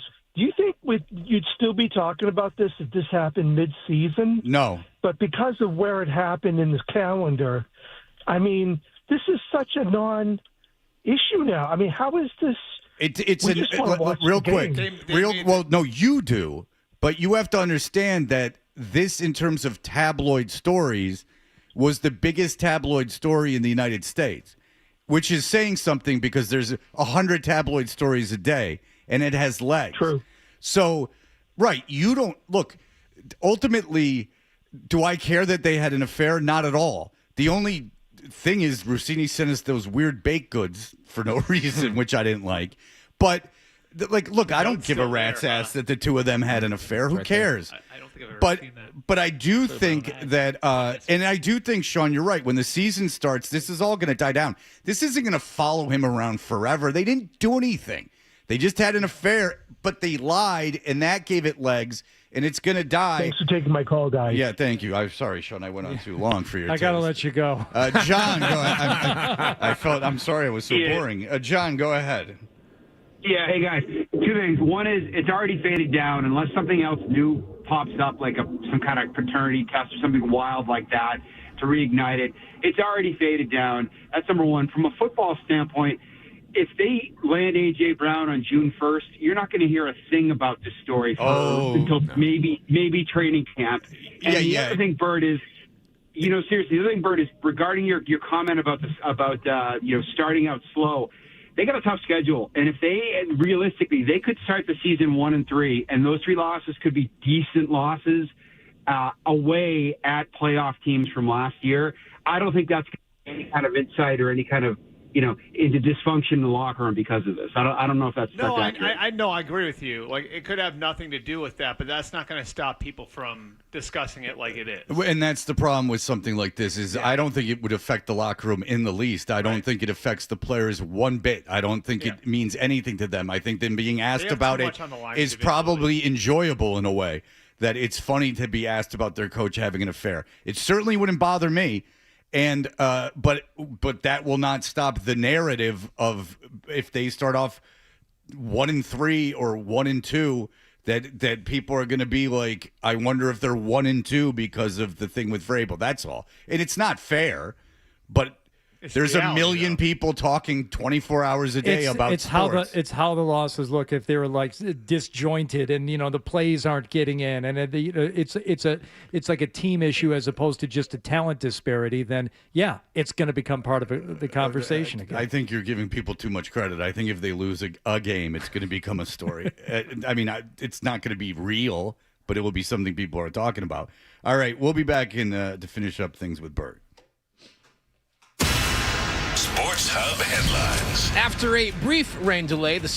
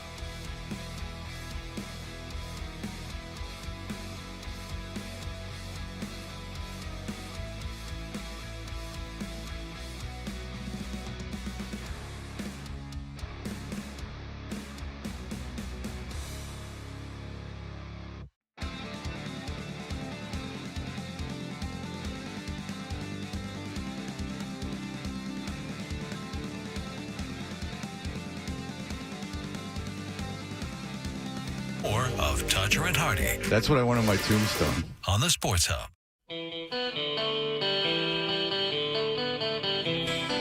Hey, we are Toucher and Hardy. Burt Breers here. I heard Felger and Maz. They had an interesting thing that every year, for whatever amount of years, 4 teams that made the playoffs in the NFL the year before don't make the playoffs. That means 4 teams that had not made the playoffs before made the playoffs. I don't mean to put you on the spot. I probably should have said something about this beforehand. But just, do you have a? Can you just venture a guess off the top of your head of a few teams that could miss the playoffs that made it last year? Steelers in the AFC. I'm looking at the list now. Steelers in the AFC. I'd say either the Patriots or the Jaguars. I was going to say Jacksonville. Based on that premise, like I think Houston's going to be really good again. The Chargers should be good. The Chargers should be like legitimately better than they were last year because they were without both their tackles for like basically the entire year. Had injuries all over the place and still won 11 games. In the NFC, I mean, the easy one's Carolina to knock out. Mm-hmm. And then maybe the Bears. It's interesting. Or Packers. Yeah. Like, I just think, like, the NFC North, like, again, like, that dynamic is so volatile, what happens with those teams. Like, I mean, I don't know. Maybe the NFC West doesn't get 3 in again, you know? But those teams are all really good. You know, the Seahawks, the Niners, and the Rams. Yeah, so. the Lions schedule is super easy. And if you wanted to go 4 teams that didn't make the playoffs, that's really easy. But go ahead. 4 teams that didn't make the playoffs that would make it, yeah. Because there's some big names. Yeah. Well, Kansas City's the easy one, right? Well, Baltimore, too. Baltimore's got a new coach, though, so there's a little bit of a variable there. Yeah, but I'm not in love with that division. I think Cincinnati's got a chance to get in. People are big on Cincinnati. You know, every year. If it's health, like if it's health is sort of the wild card with them, it seems like always. And then in the NFC, I mean, man, like Detroit, because of the schedule, like you said, the Giants, I think, have a chance with, you know, Harbaugh. Like, I think that's a good roster. If Jackson Dart plays well, I don't think that I don't know if Philly's going to be great this year. I think they'll still be good, but maybe not great the way that they've been great over the last 4 years. I mean, Tampa, I think, is a good team, too, and Tampa could go back and win that division again. Well, it's funny because the NFC South is just someone's got to win it. It's like the inverse of the NFC North. Right. In New Orleans, you know, it looks like they have a young quarterback. Who knows? Atlanta, maybe a new coach turns things. I mean, how many games do you have to win the North? I mean, you only had to win 8 games last year. Or the South, rather. The South, I mean, you only had to win 8 games last year. So it's like the Saints are a little bit like the Saints are a little bit like the Jets on offense, where they've got all these like highly drafted pieces. Like the Saints have 2 first-round tackles in Fuaga and Banks. They have 2 first-round receivers in Olave and Tyson. They drafted a tight end in the 2nd round in Delp. And then they have Kamara and Etienne at running back. They bring Etienne over from Jacksonville. So you look at them and it's like, well, if the quarterback plays well, same with the Jets. You know, the Jets actually have a lot of offensive pieces now. Oh, it's just the question is the quarterback. Well, John and I got into a big discussion. If the Jets can win 6 games, that would be, I think, what keeps Aaron Glenn's job. You know what, though, dude? Like, I think that looks like it's going to be set up really nicely for a young quarterback in 27. Yes. Well, it's a lot of things have looked very nice for them for a long time. Yeah. And they've been a quarterback away for 15 years. So, but if you follow me here, we can do the same exercise. 2 first-round tackles with Fashanu and Membu. Right. 2 first-round receivers with Wilson and Cooper. Mm-hmm. A first-round tight end. A second-round tight end. A second-round tight end. A second-round running back. Second-round running. I mean, it's just – and they're all young. And so now they've got a year to work together, and you plug a young quarterback in there in 27, and, like, it's an experienced offensive coordinator in Frank Reich. Like, it's pretty easy to look at that and say that could be a nice situation for a young quarterback to step into. I've heard this just so many times. I know. It's just Burt Blast. I appreciate the you. Jets might be good in 2 years. Look, I'm the same person who sat here like 2 or 3 years ago, whatever it was, before Saleh got fired and when Aaron Rodgers came in there and like they've got a lot of pieces. And now a lot of those guys are gone. Right. So. Well, yeah, they hit on 3 picks in a draft recently, and one of them's gone, one of them's good, and one of them's okay. Wilson, Sauce, and Jermaine Johnson, right? Yeah. No, 2 of them are gone. Oh, Jermaine Johnson's gone. That's right. They kept Will McDonald. My bad. He was another first-round pick that they shouldn't have taken. Traded to Tennessee for a guy who... They love that guy in New York. We're getting too in the Sweat? weeds. Yeah, we're getting too in the weeds. Tavondre Sweat is... has some issues. Yes, but he's very a physical freak. Very talented, yeah. Yeah, but that's the situation going on off there. the air. I got to tell you guys about the best draft red flag I heard, which maybe we can bring it on the air next week. We'll vet it with you off the air, and then maybe we can tease that for next week. All right, very good. Okay. All right. Bert Breer, thank you. Read him in the MMQB. Thank you. We will have you in next Friday when we come back. In honor of Dundero, who apparently made a song that's not so great. We will not play that, but we will play Too other easy. bad songs. Too easy. Yeah, too easy. Low-hanging fruit. Yeah, so we will be back in just a moment. Stay tuned for more Toucher and Hardy.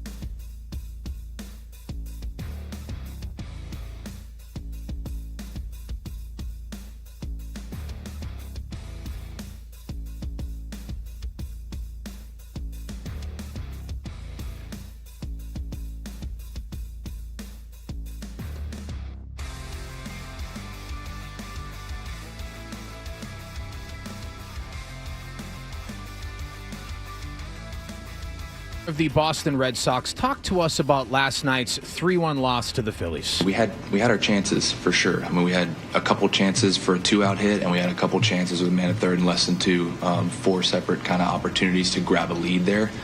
And if we get a lead, nurse it along. But 0-0 ball game late, so you're trying to play the 0 game with them and see if you can strike first. Well, they didn't, and they lost again 3-1 to the Phillies last night. NFL teams released their schedules for the 2026 season last night. The Patriots have 5 primetime games. The NFL season opener in Seattle against the Seahawks. Thursday night football at the Bears in October. Sunday night football at the Chargers in November. And another Thursday night game and a Monday night game in December. Hit 985thesportshub.com for the full schedule. Stanley Cup playoffs. The Canadiens stomped the Sabres 6-3 to take a 3-2 lead in their series. The Golden Knights destroyed the Ducks 5-1 to take that series 4-2. Knights will face the Avalanche in the Western Conference Finals. And the PGA Championship is underway at Aronimink Golf Club outside of Philadelphia. Rory McIlroy carded a 4-over-74 for the first round. Scotty Scheffler ended the day at even par. Sports Hub headlines brought to you by 128 Plumbing, Heating, Cooling, and Electric, the company that finishes every job strong. If your home or business has a plumbing, HVAC, electrical, or drain issue that can't wait, you need to call 128 now at 888-CALL-128. My name is Adam 12 on Boston's Home for Sports. 98.5 The Sports Hub, another update after 8:30. Violent two-hand slam. Wow. 98.5 Sports Hub. Oh boy, I guess it's time for more Toucher and Hardy on 98.5 The Sports Hub.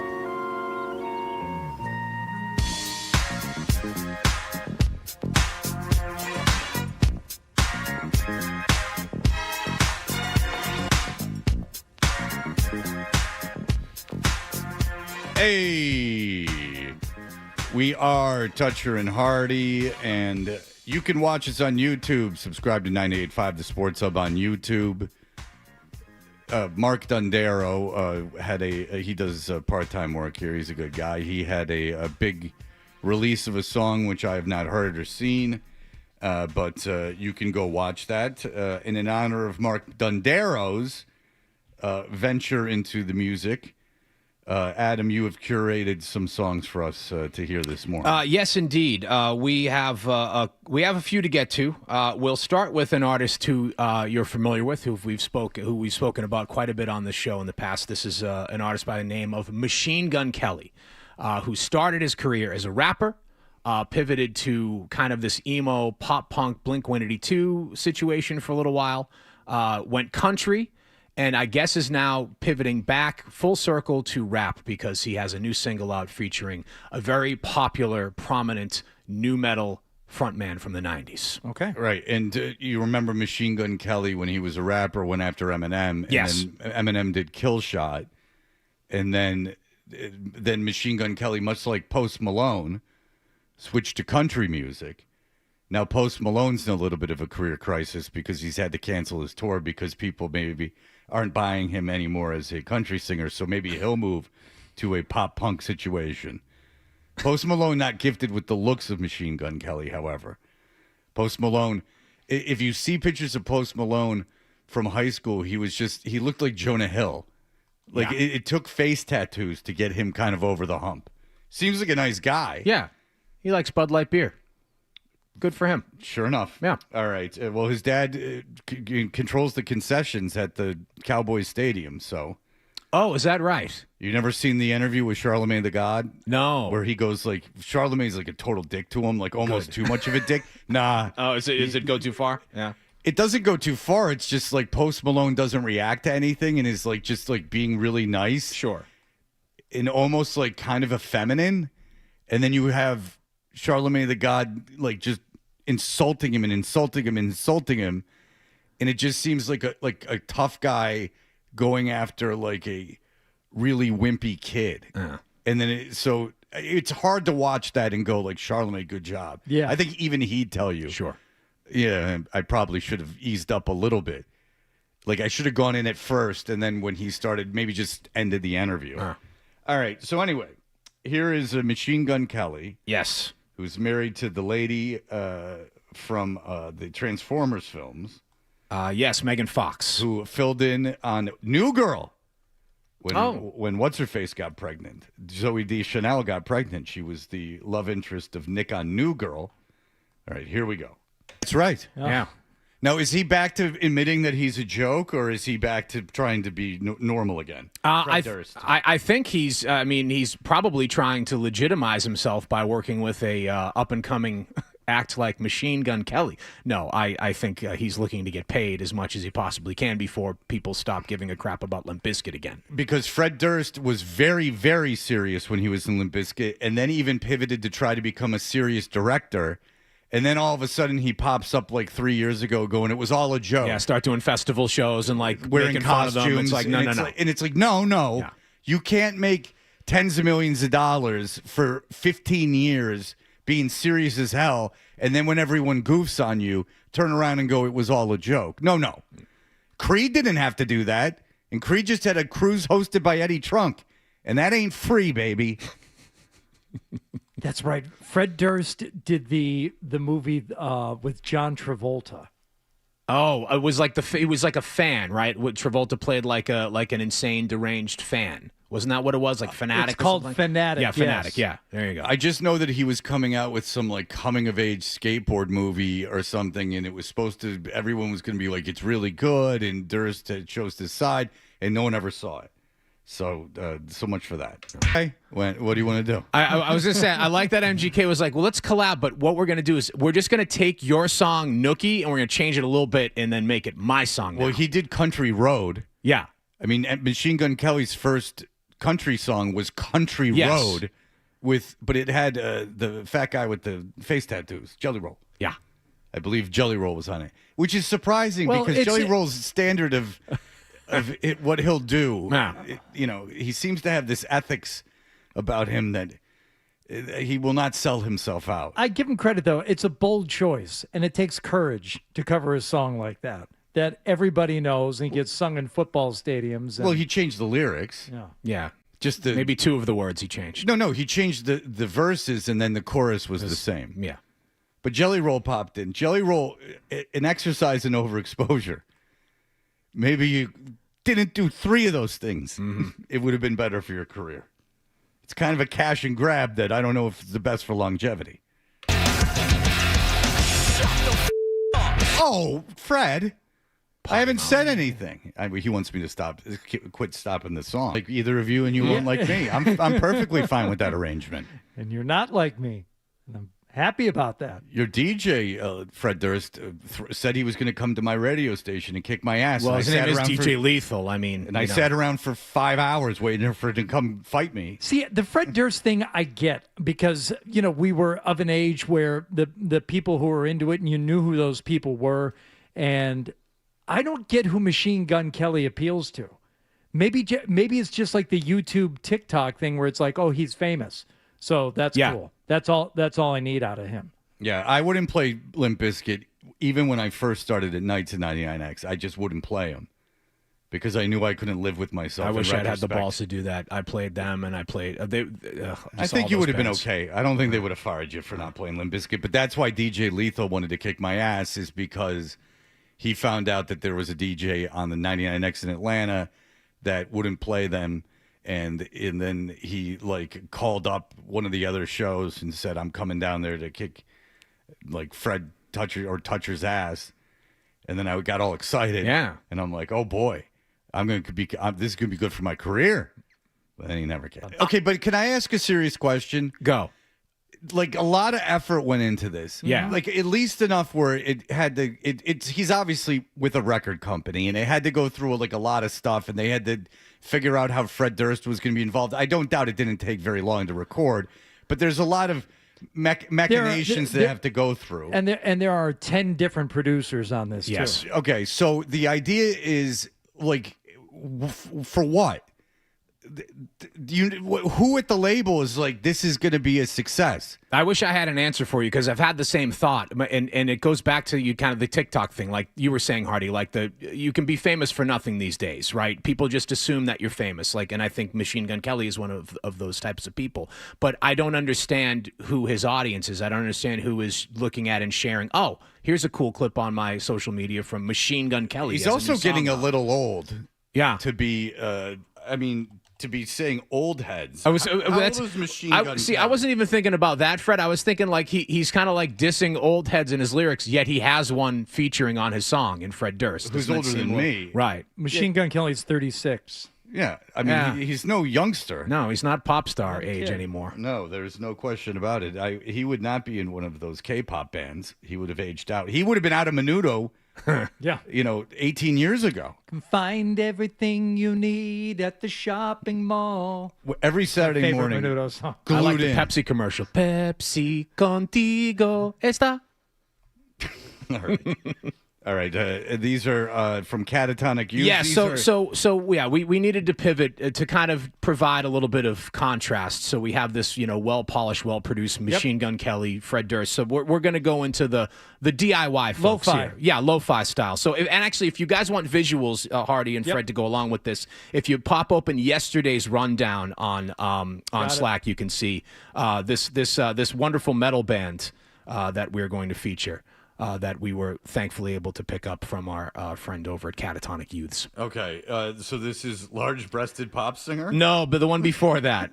You want the. We'll get to her, but you'll want the metal band before that. The gentleman with the face paint, and then the gentleman. I just read with the thing. Dr. Seuss hat. I thought you were saying he had large breasts. Okay, No. so this is. So this guy is a King Diamond type. If you don't know who King Diamond was, he was very spooky. He would wear face paint and carry around an upside-down cross made of bone. And the bass player has the tall Dr. Seuss hat, not unlike the bass player from Complete, who we have featured on this program many years ago. Complete, I loved. Okay, so here you go.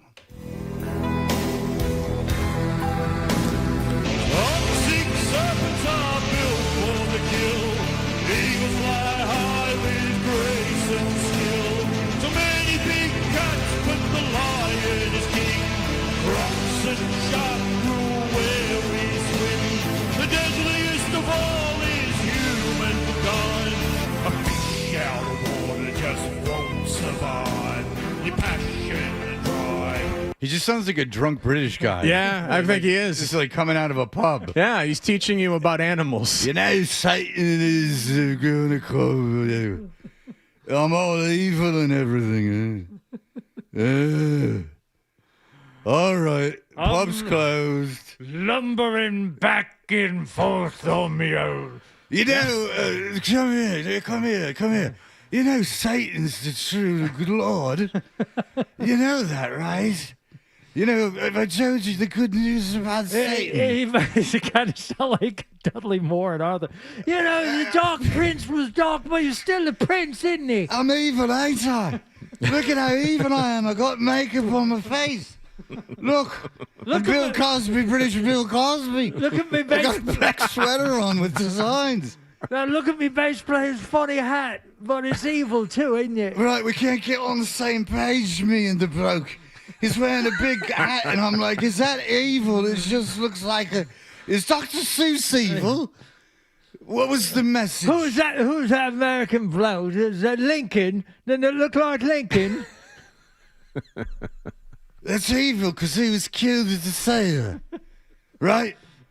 Okay. Well, I don't know how afraid I am of him. I want to know who this girl is that we're going to look at. Right. Yes. So this is the a woman. comically large breasts. Yeah, she's got big jugs. She could be in any kind of pornography that was breast fetishized. Yes, they're very, very large. She looks like Divine. If anyone, Divine. That's not Divine. Divine's the John Waters person. It looks like the woman. There was a documentary about her. There was all the billboards in Hollywood and everything. I don't know. No one's going to know what I talk about. Suffice it to say, she's got huge boobs. So let's hear what the lady with huge boobs wants. This has got to be some kind of a love song. This has to be something Yes. Yeah, pop love ballady. Yeah, it's good thing that she has big boobs because you do not want to be focused on her face. This is not the face of a young Madonna or something. I'm a big, big girl in a big, big world. It's not a big. Yes, I like it. You're a big, big doll I can play with. Act like you're not human. Let me move your arms. You're a big, big doll, and I'm a little baby. Change my diaper. We could do a duet. So this is the giant fetish. Yes. That she's going after that crowd. That's well. That I could be didn't the think truth. about Yeah. that. Yeah. Oh, yeah, sure. Step on me. You're huge. Big shoes. That's a weird fetish because it can never happen. Yeah. Like the whole fetish with giant women is that they're like as big as skyscrapers. I've said this before, Fred. It's one of my favorite David Sedaris essays where he writes about the time he was taking any job he could get and writing as a gay man for this magazine that was all about men fantasizing about being with huge women. And he would submit a story and the editor would go back, okay, this is good. You're a good writer. She needs to be bigger. You need to describe the size of her nipples using everyday objects. Are they the size of manhole covers? Are they the size of trampolines? Bigger, more descriptive, very specific body part descriptions. Okay. Back to the drawing board. If you're of a certain age, when you grew up, the cartoon movie Heavy Metal Yes. would be on television, and there's a scene that always confused me and kind of troubled me as a kid, where now I get it, that the guy is super small and there's a lady with huge boobs, but he's like the size of like a flea, and he's bouncing on her boobs. Yes. Like, you know, like a trampoline. I think perhaps some other people who saw that scene at a very young age ended up with this fetish. That's probably where the seed was planted. But the problem with the fetish is if you're into feet, you can grab feet. Well, we talked and about it. smell That's like the feet. best one to be into because it's like the easiest. You could be with somebody and have their feet. Yeah, and like a woman, like if you're dating a woman and you go like, hey, can I play around with your feet? There's a good chance they go, yeah, go ahead. Yeah, we're dating. You can play with my feet if you like it. I love you. You can go play with my feet.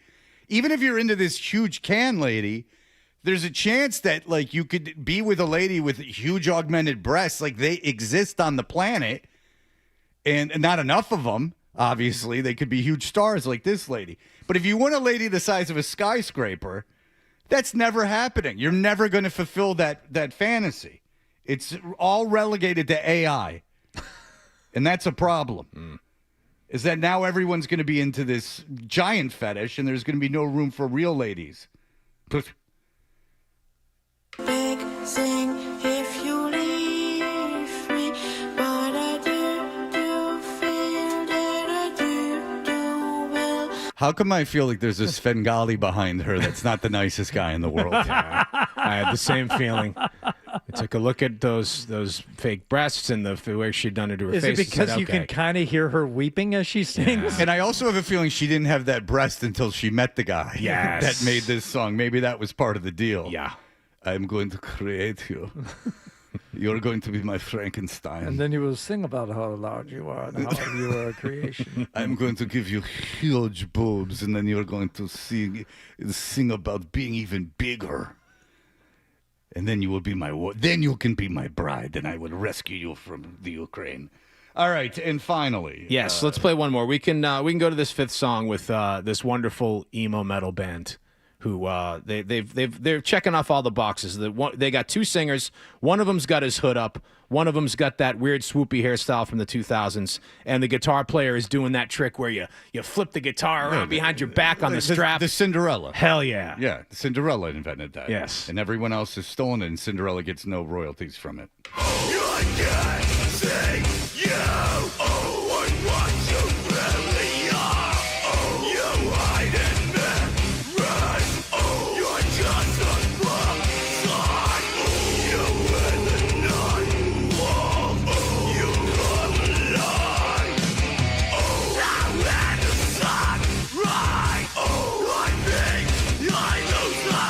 You know what? I mean, it's awful, but they're not awful. Yeah. They can play. I can't. You could have told me that's like a popular band. Play the hippie band. Can we Yeah. play the hippie band? Yeah, sure. We can play the hippie band. There's Here one we more. go. Don't you want a car that runs on cannabis?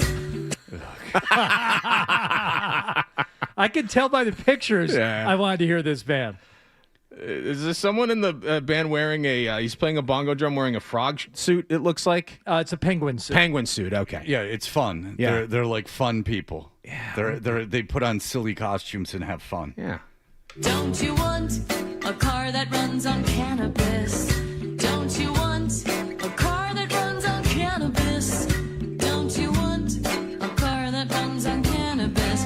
Don't you want a car that runs on cannabis? You got a nice life, and you run a car on cannabis. Henry Ford, he invented. Methinks they don't have enough ideas. No. Or maybe they forgot how many times they wrote that line. No, one can get a niche audience by just singing about weed. It's a way out for people. If like you went to Wesleyan and you want to be a rapper, you can just focus entirely on your weed consumption and kind of get away with it for a while. But a car running on cannabis, that seems like Well, they're trying to make themselves look like real nature lovers, but in this photo, you can see off to the left a very nice mailbox at the front of a finely manicured lawn. So these are trustafarians. These are rich people living. living in a nice Hardy. living in a nice neighborhood. I find that very hard to believe. They're selling cheese sandwiches out of their Land Rover at fish shows. I find that very difficult to believe. Yes, these that is who makes these songs. Nitrous balloons. Dude, where'd you get this? Well, actually, I'm an endodontist. So. Yes.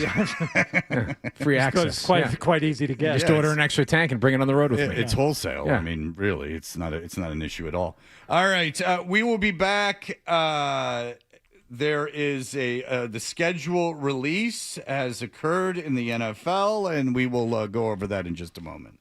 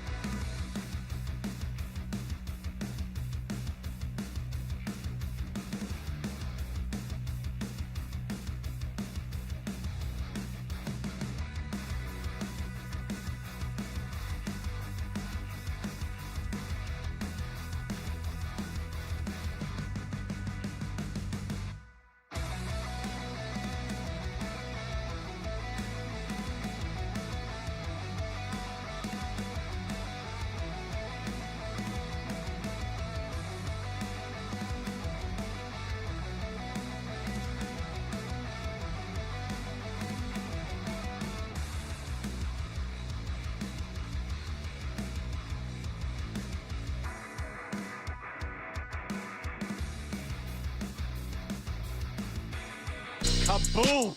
Did we all just take acid? Take acid? That's unbelievable. Toucher and Hart. What's he talking about? Like you, Fred, I'm not worried. The Sports Hub. Where you get to see the kids that get drafted, and you get to see the immediate analysis and the way that they're reacting relatively in real time to the picks.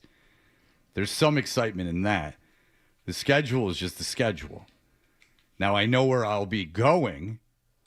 I know exactly where I'll be going. I, of course, will be in Detroit in Week 3 to watch the Lions beat the Jets by a substantial margin.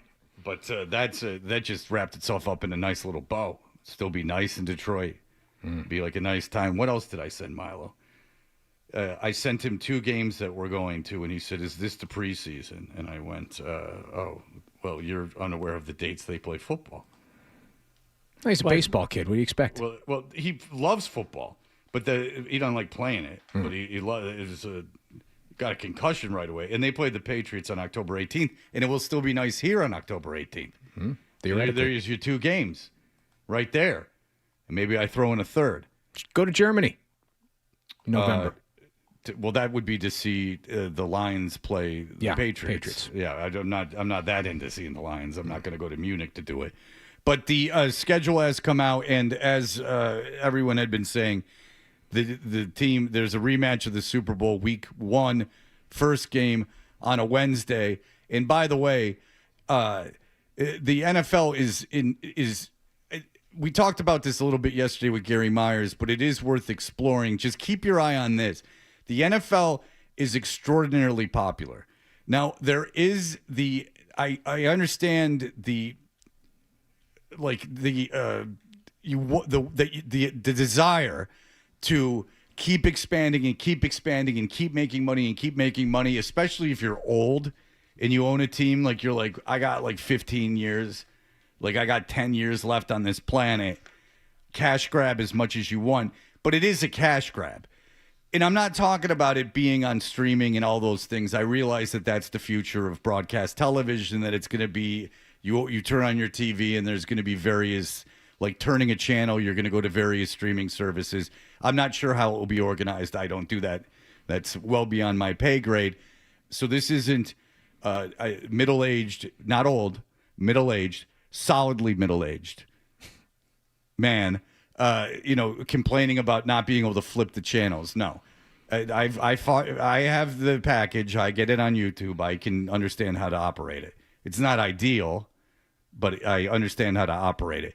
I'm talking about the NFL got this popular. How? Playing on Sundays. And they had one night, Monday Night Football. When they started it, the guys that were the broadcasters became sensations. They became absolute superstars. They transcended that. They were hosting Saturday Night Live. They became massive stars. When one of them had an affair on his famous wife, with this big-breasted lady, Frank Gifford did, who then turned around and went into the Playboy, which was very sought-after issue. But what the NFL has said is they said, what made us popular? So there's 2 schools of thought. You can go, we are so popular, we have 49 of the 50th highest rated shows of the year. And you can go, this is great. And, why change a thing? Like, this is fantastic. How can we do more of what we're doing? If anything else, I just want to do more of what we're doing. People can't get enough.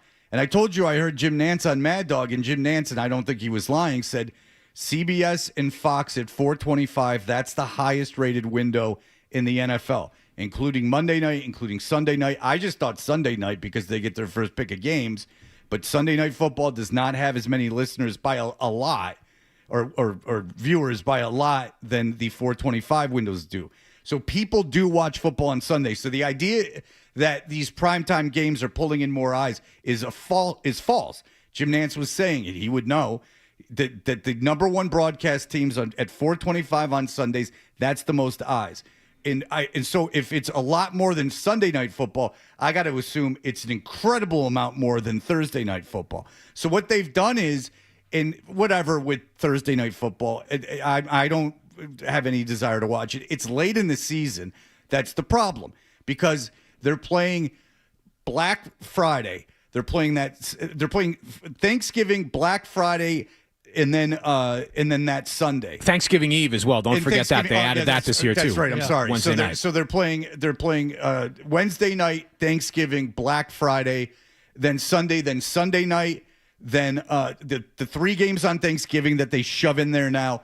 So by the time you get to and then there'll be a Monday night football after that as well. Are you sure about that? Well, it doesn't really matter. It just suffice it to say that the inventory is going to be extremely thin when it comes to Sunday afternoon. I mean, you might be getting like a Carolina-Arizona game or something like that. Like there's going to be like 6 games in the 1 o'clock window. And the NFL is basically telling you, you'll watch anything whenever we put it on, which I don't think is true. And we're going to sacrifice our Sundays late in the season when the games mean the most. Right. So that is exactly how it plays out in Week 12, Thanksgiving week, with the Thanksgiving Eve, the 3 Thanksgiving games, the Black Friday game at 3 o'clock in the afternoon. That means Sunday has 6 1 o'clock games, 3 4 o'clock games, the night game, which is of course the Patriots. Yep. After 5 days of football, we're going to be forced to stay up on Sunday night to watch the Patriots at the Chargers. And then Monday night. And this is where it really falls off, and this is where it bites the NFL in the ass. So that Monday night game of Thanksgiving weekend is Carolina at Tampa Bay. And if you think you're going to be sick of football by then, I give you Week 4, because the Thursday night games and the Monday night games for the first 3 weeks, it almost doesn't matter because football is back and you want to be watching it anyway. By the time you get to Week 4 and Thursday, October 1st, it's Pittsburgh at Cleveland. And depending on how those 2 teams start, that might be something that doesn't get a lot of interest. And you throw in the Monday night game of that week, Atlanta at New Orleans. Like, already I'm tapped out on the primetime games 4 weeks into the season. Okay, so I was right. The Thanksgiving week, there's 6 1 o'clock games. That's what I just said. Oh, you're doing Thanksgiving? I thought you were doing Week 4. No, I just gave you the whole rundown for the Thanksgiving week before that. New Orleans, Cincinnati, you said? Well, I didn't say which one. Okay, because these are the 1 o'clock games. New Orleans at Cincinnati, Las Vegas at Cleveland, the Giants at Indianapolis, the Jets at Miami, Atlanta at Minnesota, Baltimore at Houston's a decent game. Yeah. So 1 decent game. The 4 o'clocks are Tennessee at Jacksonville. And the 425's Washington at Arizona. Oh, God. In Seattle. But there's Seattle at San Francisco. So there's 2 good games that Sunday. The Sunday night game is New England at the Chargers. Yeah. And then Monday night is Carolina, Tampa Bay, as you said. I did hear you say that. So, like, gross. And it's like on Wednesday before Thanksgiving, are you certain at 8 o'clock you're going to sit down at 8 o'clock the day before Thanksgiving, and how you are going to spend that evening, watching TV or not? You're going to watch Green Bay at the Rams? Like, that's so insane that your mind can't conceptualize not putting that game on. Or like you said, the Denver-Pittsburgh game, Hardy, that Friday at 3 o'clock, the day after Thanksgiving, like, you know for sure the Friday after Thanksgiving that you're going to be sitting home at 3 o'clock, and that that 3 hours of that day are going to be spent glued in on Prime Video's Denver-Pittsburgh game. I mean, you said it. Pittsburgh, by that point, who knows? Pittsburgh could be well out of the playoff contention. They just have this idea that you'll watch anything, which on Thanksgiving is true. Because you just get the passive viewing, like the fish tank situation. It really is, though. Hearing you guys lay it out like that, it really is a pivot from, I mean, you said at the beginning of the segment, like the NFL, it was appointment viewing. Like, that's always what it was. It was like you watch the NFL on Sunday. And now it seems that they just want to always have some sort of NFL product on for you, mostly games during the season. Oh, my goodness. Just there has to be some sort of product that people will engage with, and they just assume that they will. Sunday, December 27th, pretty good chance you're going to be home. Sunday, December 27th. Sunday after Christmas, yeah. Yeah, it's the Friday. Christmas is on a Friday. Here's the 1 o'clock games, ladies and gentlemen. There's 4 1 o'clock games. The one Sunday everyone's going to be home. Right. Chargers at the Dolphins. Arizona at New Orleans, which I couldn't have made up a worse game. I couldn't have, off the top of my head, you could have given me all night to come up with a worse game than New Orleans, Arizona at New Orleans. There's nothing more depressing than New Orleans, the look of that stadium on a Sunday afternoon. It's all old and Not run festive. down and like dim. It's just terrible. The New Orleans, 90% of the time sucks. So it's just like makes you just feel bad. New England at the Jets, which is going to be a real shootout. In Cleveland at Baltimore. Those are the 1 o'clock games. Those are your options. So if you're sitting in Chicago, Illinois, take your pick. The 4 o'clock games, there's 2. Tennessee at Vegas, and then San Francisco at Kansas City. All right. So if you're Fox, you say, well, no one's going to watch what I'm putting on. And then Jacksonville at Dallas is the Sunday night game, which is not a good game. Not a game. I know that you could throw Dallas in and you think the world will watch, but I have no interest. And then the Monday night game is the Giants at Detroit, and if the Giants are any good, that might be okay. And then there's 4 games that they can flex, and they're all terrible. So if I'm involved in the corporate NFL that is looking at the future of the NFL beyond what I can see in front of my face, I'd be a little concerned that the inventory on Sundays, which made the league, is now being an afterthought. 1 o'clock on Sundays are an afterthought. And so that appointment scheduled viewing, that routine that the United States has gotten itself into of spending Sundays watching the NFL, they're really, really playing fast and loose with it.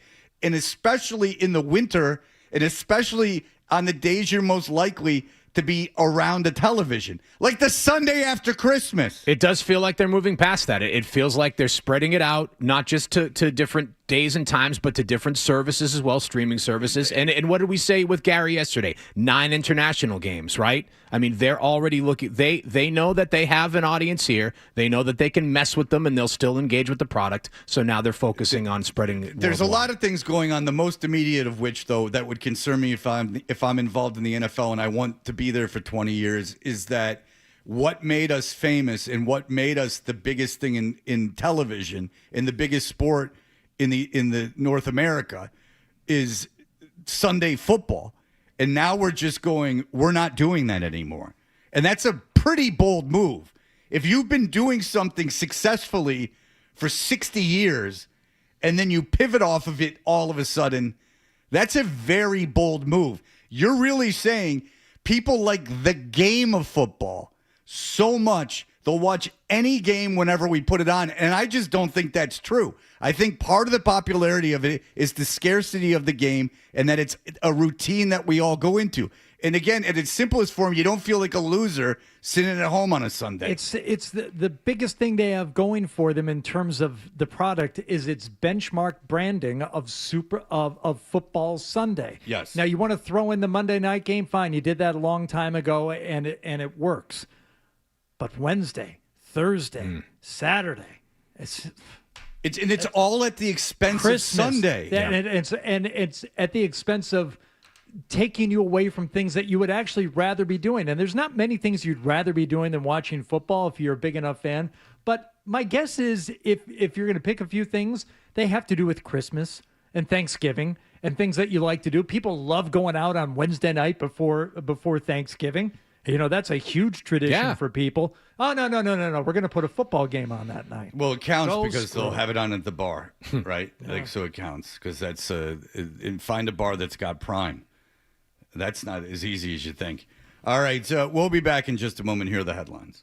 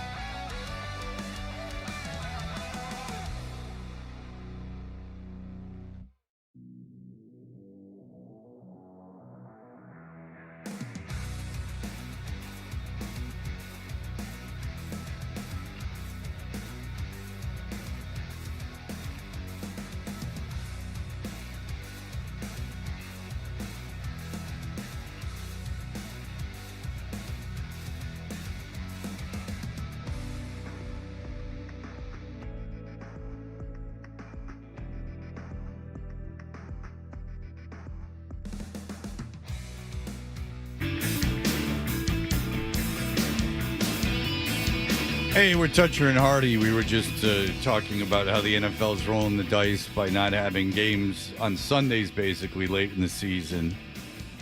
Cameron, go ahead, sir. Hey, first time, long time. Thank you. I wanted to bring up a point with ESPN acquiring Red Zone and the NFL having a 10% stake. Doesn't diluting the product kind of like, cut off your nose to spite your face? Yeah, when it absolutely. Comes to, if you're watching those horrible games and you're betting on it and you're switching back and forth, it's like, oh, I switched from crap to crap. Yes, Scott Hansen, Gary Myers made the point yesterday. Scott Hansen, no one's more disappointed than him. He used to brag that he couldn't even take a leak for like 8 hours every Sunday, and now he's going to be sitting there basically doing play-by-play of one game.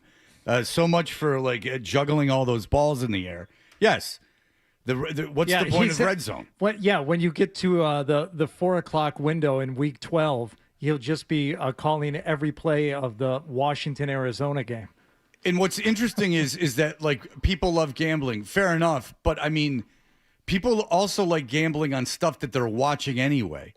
Like I find you're a pretty big degenerate gambler if you're sitting down and keeping an eye on those 4 1 o'clock games that Sunday after Christmas. Like you're just, why don't you just gamble on anything then? Gamble on Japanese ping pong. Joe Murray's done it before. What the hell's the difference at that point? Yeah, you're gambling on you're 2 teams. Scratching the itch. Yeah, you're gambling on 2 teams you know nothing about. Because, Hardy, big gamblers, they don't need to watch the game. They're doing because they're gamblers. It's not like they're doing it because they want juice on something that they just want an interest in watching. Because they've got a good feeling about a team they love. Yeah, exactly. It's got nothing to do with it. Yeah, degenerate gamblers want to get to the window at a specific time, like in between this second and this second at this specific time, because they think they've got some kind of advantage, but they certainly don't need to sit there and, I know guys get $10,000 on a game, and we're at another game. I've been at a BC game with a guy got $10,000 on some other college football game. You can't get reception in there, so your phone doesn't work at BC games, so the score periodically will come up on the scoreboard, and they'll be like, oh. By the way, you're a degenerate. I didn't mention this before, but during this last Derby, I was talking with a buddy of mine who is very much into horse racing, has been doing it for years. It's like, he and his dad do it together, and he loves it. But he said the mobile gaming and the electronic gaming has all but ruined it. Yep, because I know why. Okay, so and I didn't understand any of this. I kind of knew it was a thing from watching it in movies, but somebody gets to the window, places a huge bet on a horse, and the odds go down. Mm-hmm. I thought that was just for the odds for the next person who was placing the bet. No, that ends up being your odds too, based on how much money comes in. Okay. So AI programs are running. And these people are waiting to the last possible second, and you can do it now with the mobile gaming and all this, mobile gambling and all this stuff, to where he said, I would identify like a really good value on a horse that I actually think could win. I talked to my dad about it, look at these odds, and we would do it. And these AI programs are generating, and they're keeping track of all the bets, and they throw all this huge money in at the last possible second. So they've got a 20-1 shot on a horse they actually think is going to win the race, and it ends up going off at 3-1. Yep. Because of all these machinations and all this technology is now feeding into it and changing the odds and blowing it up. So Aqueduct, I think, is Aqueduct, right? The Aqueduct. Racetrack, yeah. Aqueduct, yeah. I believe it's closing. And there were a guy that called Mad Dog, and he first of all asked him if he would devote some time to it. And he said, I don't know if I can do that. I don't know if I can do that. It's very specific to New York. And he was like, it's the last blue-collar place to gamble. And then he was going on about how, you'll go to the window, and it's a 20-1 shot, and then you'll sit down, and you'll win, and you'll go, hooray, and then you'll say that it went off at 3-1. Yeah. And, because of all this stuff. So I guess that's closing. The one in Queens, right? Yeah, that's the one in Queens. I don't know if I'm pronouncing it correctly. Aqueduct, yeah. You got it. I've never been there. Yeah. My grandfather was blind when he got older, and he was he did two things on most days. He would walk to church, and then he would walk to OTB. Off-track betting, yeah. Oh, yeah. And That's old school. Big OTB guy. Yeah. He could see like a pin worth of stuff.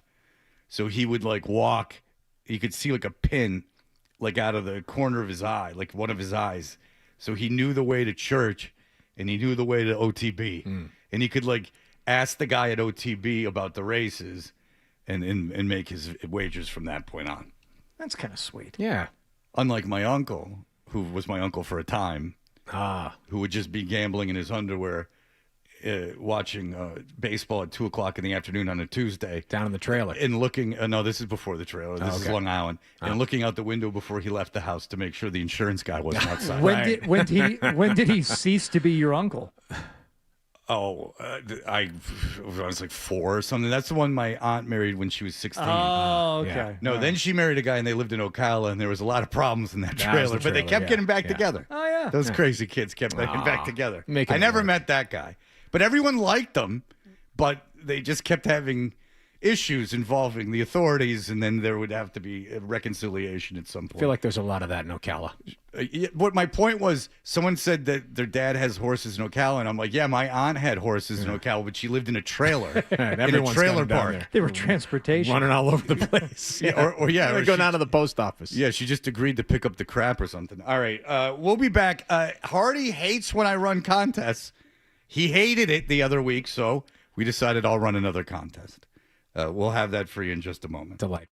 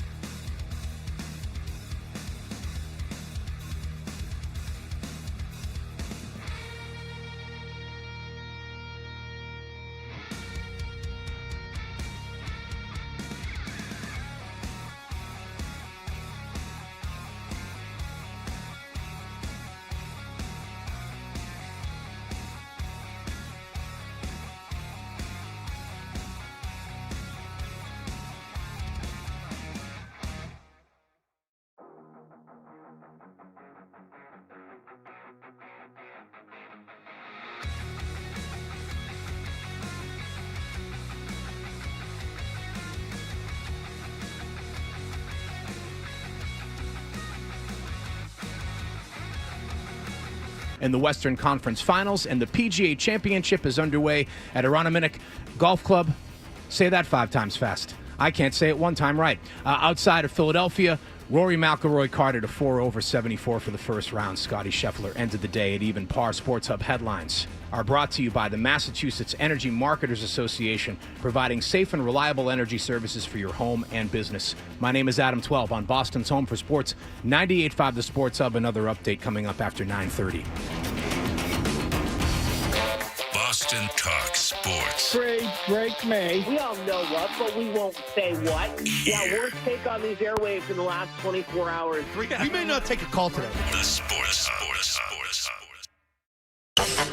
IYKYK, which obviously YD. Okay?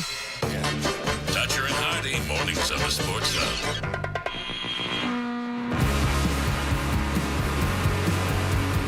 Hey, we are Toucher and Hardy. Adam is here today doing John's job. Yes. John playing very fast and loose with getting Wally pipped because you just cut John's salary and then Adam's already on the payroll and he's doing 2 gigs and then here we are. But nonetheless, you can watch us on YouTube, by the way. Subscribe to 98.5 The Sports Hub on YouTube. Last week I did I ran a contest for John and Hardy.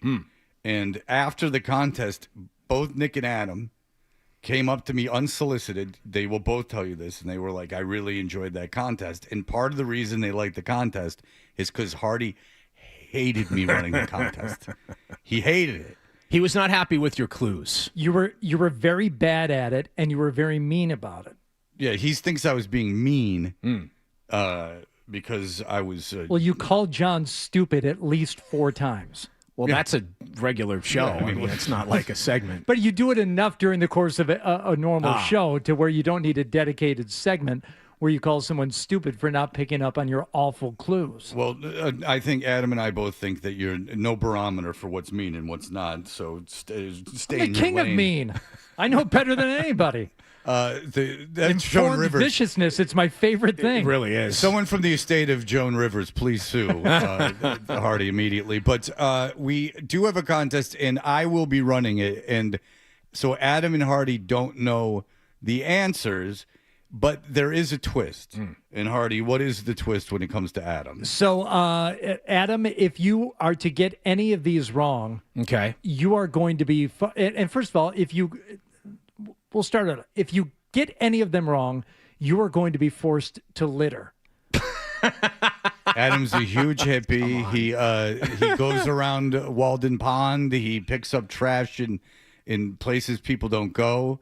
He throws away porno mags that have been buried by good people. Right. Now, if you get one right, we are going to just say, fine, go ahead and scrape some gum off a desk. Have at it. Do what you would do normally. You may pick up trash. You may pick up trash, but not only will you be forced to litter, you will be forced to litter in a very specific way. Okay. In ways that I have come up with, and they will not be revealed to Fred until you get one of these wrong. Okay. So if you come up with an answer that is not on this list, you will be forced to... So it cuts 2 ways. So if I miss something that's on the list, if I miss any, that's bad. And obviously, if I guess something that's not on the list, anything that's wrong is a punishment. Okay, yes. But anything that's right, you can go ahead and pick up trash. Oh, well, that's good. Yeah, that's good. You have thank you. Your blessing. I appreciate that. But also, isn't it nice when it's announced that you're picking up trash? Because then you get all the pleasure of picking up trash. Plus, you can hold it over everyone's heads when you sniff your own farts about it. There you go. All right. So look, this is a 1990s top 30 grunge albums. I don't know where it's from. It doesn't really matter. I think it's from Ultimate Classic Rock, I believe, is the source on this one. Well, Eddie Trunk is the source on everything. So unless he wrote it, this is a very novice list. But grunge, of course, a lot of Seattle bands. I've perused this list. There are a couple that there's no way you're going to get. Okay. Because they're not at all grunge bands. But okay. But Adam said, I think I can name all 30 albums on this list. I think I can get pretty close to it, yeah. Okay, so if you name the album correctly, I will tell you where in its ranking it is, and that will be a hint. Okay. And then if you get one wrong, Hardy will give me the punishment. Okay. Correct. And you'll have to find out what that is. All right, let's go. Well, let's start with the obvious ones. Nevermind is going to be on there from Nirvana. That is number one. Of course. Pick it up, and throw it away in the garbage. It's Woody Guthrie, I think. Yeah, you think. Right, That's, you think. They're going to have you and your Billy Braggs and Woody Guthrie. Oh, I love Billy Bragg. Woody Guthrie, unlistenable. But yes, you got that right. You may pick up trash. Thank you, thank you. What about In Utero? They probably put In Utero from Nirvana on In this list as Utero well. is number 2. Oh, wow. Okay. So, yeah. There we go. You may pick up trash. Thank you. Let's move on to Alice in Chains. I'm going to guess their album Dirt is on the list. That is number 5. Okay. You may pick up trash. Well, by the time the show's over, I might have some to pick up in here. What about Facelift from Alice in Chains? That is number 13. Okay. All right. Pick it up. You may pick up trash. Pearl Jam's 10 will be on this list. Pearl Jam's 10 is number 3. There we go. You may pick up trash. Away in the garbage. Sounds like it's from a 78 record. Well, it is. Of course it is. And there's no way you like that. If No, you pretend, no. Okay, good. No, I'm not going to pretend. Because then the contest is over. If you said you like No. Verses from Pearl Jam will be on this that list is as number well. 7. Okay. So far you have 1, 2, 3, 5, 7, and 13. Okay. What about Stone Temple Pilots? They will have the album Purple on the list. That is number 12. Okay. You may pick up trash. They will have the album Core on the list. That is number 11. Pick it up, and throw it away. You may pick up trash. I want to. Go quickly because there's a lot here. Okay, all right. And you gotta get to some wrong ones. Tiny Music is going to be on there by them as well. Tiny Music, I think, will be from Stone Temple Yes, Pilots. that is on the number list. 23. Okay. Damn it. Okay. Let's say, Siamese Dream from Smashing Pumpkins. Not a grunge album, but will be on the list. And that's number 10. And Yes. I thought that was Weird. odd because I don't know Weird. why they're considered. They're a Chicago band. that Yes, seemed and they're more- not a grunge band, not and Billy grunge. Corgan was on the record for saying we were never a grunge band. Okay, you have to have some female representation. They're going to put Live Through This from Hole on the list. Yes, that is Okay. number 14. And you can't just have one, so you're going to do L7's Bricks Are Heavy. That's going to be on the list. That too. is number 19. And those will probably be like the only two female. What about, are they going to go post-grunge? Are they going to go to 16 Stone from Bush? Is that on the list? Because that is a second wave I thank grunge you album. for asking that because I know you didn't think that necessarily would be on the list, and I appreciate that because you are, of course, wrong. Oh, no. Okay. Later, bug. All right, so Hardy, hand me what Adam will be forced to do. Adam loves picking up trash You can and talking choose. about it. We have 6 wrong ones for you to choose from. Just pick one. I'll just pick that one that you're putting out there the Okay. most. All right, Adam. Yeah, okay. Stick a syringe in the prize pumpkin at Honeypot Hill. Now, I do take testosterone replacement therapy. I can bring in a syringe. Yes. On Monday, I will bring you in a syringe. We're going to have to wait a while for this because it's not pumpkin season until, That's fine. August or September, but okay. Okay, and then you'll stick the syringe in and you'll take a picture of it, and then you'll take a picture of you leaving with the syringe in it. That one I don't mind because that's almost decorative, right? But you have to use the syringe in some way beforehand. You have to blow air into yourself. That's great. Yeah, was it an embolism? Is that what that's called? Yes, I would like it if you had an Delightful. embolism. Okay, all right. You don't even know how to rig a needle right. I do not.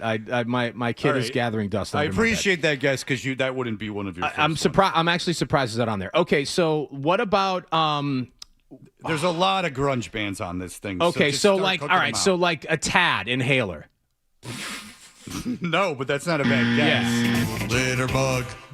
That's not a bad. You're Okay. missing some obvious grunge bands. All right. It's wrong. Thank you, Eddie. That's right. That's wrong. Eddie doesn't have a lot of patience for this genre of music. It's a little late in the game for him. All right. You have to do this. Okay. You have to in some way find acid, not the drug, but actual acid that burns. Okay.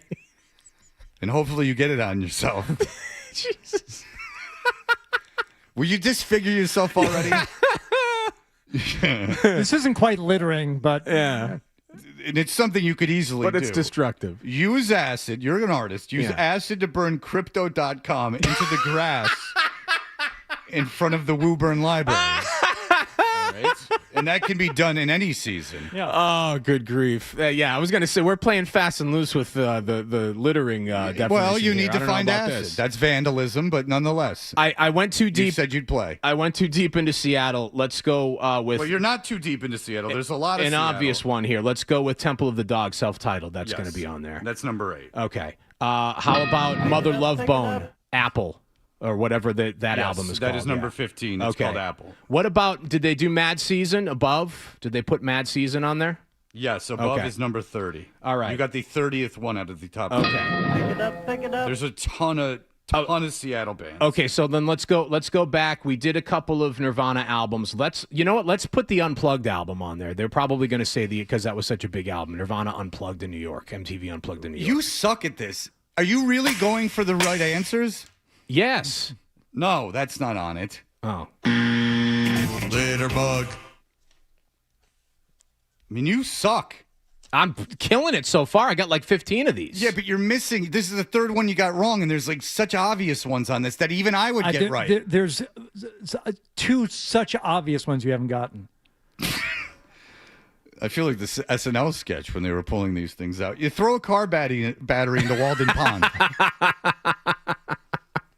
And why don't you tie it to your leg? All right, here we go. Okay. It's obvious, Adam. Just start saying obvious. Jar of Flies, Alice in Chains. No. Oh, Jesus. What am I missing? I mean, I've done all the big Seattle bands. Candlebox, self-titled. No. You got that. You got the Mad Season wrong. Here, there's more littering. Oh, more. So much trash going to be left unpicked up. All right, Adam. I don't know about the legality of this or where you're going to find it, but you were to dump used diesel oil into Frog Pond. And remember, we're looking for this. Okay. You must do this. Okay. All right. Get obvious. Come on. I did a couple of Pearl Jam albums. There's one band that's given a lot of love that's from Seattle that is a grunge band. And 2 albums. It's got to be. There has to be 2 albums from this band minimum. Well, Maybe there's even one huge band you're missing, and then there's one band that's just a grunge band with 2 albums on it. Mudhoney. Okay, self-titled. It doesn't matter. Well, Mudhoney, Super Fuzz, Super Big Fuzz Muff. Big Muff. Yeah. Okay. I will cool. give you that All right. one. Okay, good. But that's not even who I'm talking about. Really? There's one band. Oh, dude, I'm such an idiot. Soundgarden, Super Unknown is going to be on there, and Bad Motorfinger is going to be on there. Okay. So check those 2 off, and they also threw in is Down on the 6. Upside. So I'll bet all 3 of those are on there. From I don't think Soundgarden. Down on the Upside is the name of a Soundgarden album. So, it is. Yeah. But okay, no, well, that's not on. I thought it was It's just not on there? Okay, it's not on. But Bad Motorfinger and... you should have gone earlier. Yeah, Bad Motorfinger is 6.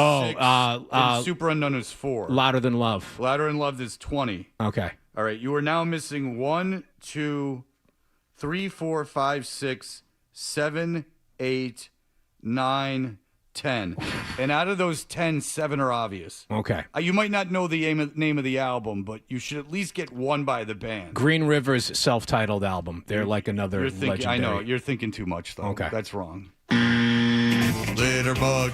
You're thinking way too hard. You're not going to get a couple of them because they're not grunge bands. Okay. Okay? Okay. But I'll give you a hint. Remember, a critic made this list. Empty an ashtray into the punch bowl at the church potluck supper. So after an AA meeting, you take the punch. ashtrays. That's right. Yeah. After the Just cranberry and 7-Up. well, that's all. listen. After the AA meetings, of course, there's lots of used coffee and cigarettes everywhere, and There you we can go. take those and dump them in. All right, go ahead. Okay, so did they do like a live throwing copper? Did they throw that on there? Don't go nuts. Jesus. Don't go nuts. Stick Seattle. You got enough where you can stay Okay. in the nice Seattle street. Okay. You're missing some obvious albums by obvious bands that you've already mentioned. Okay, Nirvana's Bleach. Yes. Okay. That is number 9. Okay. Let's see. We did a couple of Alice in Chains. I guess Jar of Flies, that was wrong. You've already gone too deep in Alice in Chains. Okay. Nothing Without Lane Staley is on here. They didn't go nuts. Okay. Did they do Pearl Jam's Vitalogy? They did. Okay. That All is right. number 18. Okay. All right, keep going. There's one band. that you have not mentioned that is a grunge band. It's arguably a grunge band, and it's not even getting too cute with the whole And concept. it's not Tad. No, it's they're more famous than Tad, but they're not super famous. More famous than Mudhoney and Tad. Wow. But they're not as famous as Soundgarden, Nirvana, or Alice in Chains. All right, you know what? If you think you know who, I don't know who it is. Fat. That's Tad. That's the dude from Tad. But there's another band with Fatzos in it. Oh, Screaming Trees, Sweet Oblivion. Screaming Trees. There we go. That's got to be on there. Or is it Uncle Anesthesia? That was the one before that. No, but it's but probably Sweet Oblivion. Sweet Oblivion's one of them. Okay, and is the other one Uncle Anesthesia? No. Okay. You idiot. And it took a huge hit. This is our last So much one. for he can get 30 of them, you jackass. I didn't think he was going to get more than 5 wrong. I made 6 specific punishments. Will you get a Humvee? That's the first thing you have to do, Adam. Humvee. Is you'll have to acquire a Humvee. The BCN had one of those. And then you drive it into a cranberry bog. All right? Okay. All right. I will give you hints for what you're missing. Okay. Can I take a guess? Yeah. Go ahead. Because I don't think of him as 'Cause, grunge. we're done but- with the game. Okay. Let's even this out. Let's go. The first Foo Fighters album. Is that yes? That is number 17. All right. That's good. That's debatable if that's grunge, but that's on there. Okay. You're missing some albums by bands you've already mentioned. There's 2 you're never going to get because there shouldn't be on this list, and I wouldn't count them as wrong. And then there's another Seattle band, not along the lines of popularity of Mudhoney, that you're missing. Okay? I'll give you the 2 you're never going to get. Neil Young, Mirror Ball, and Radiohead, Pablo Honey. Oh, that's a good. Radiohead's that always makes. But the that's why I list, said yeah. critics. Did Okay. they didn't do Creed's My Own Prison, did they? They didn't go that late? Jesus Christ. It's considered a grunge album. It's like a third Okay, wave just to get thing, this but it over is. with, there's a soundtrack on here. Singles.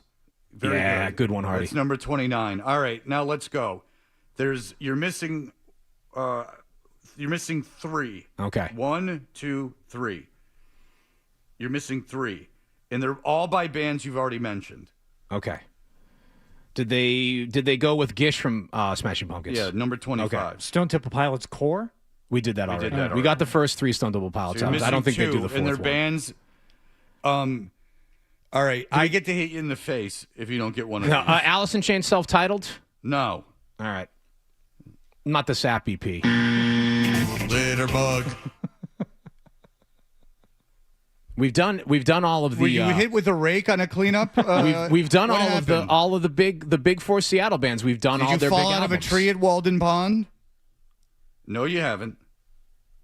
You're missing one super band, not super group. Oh. And one band you've already mentioned, another album from them. One's from 88, one's from 96.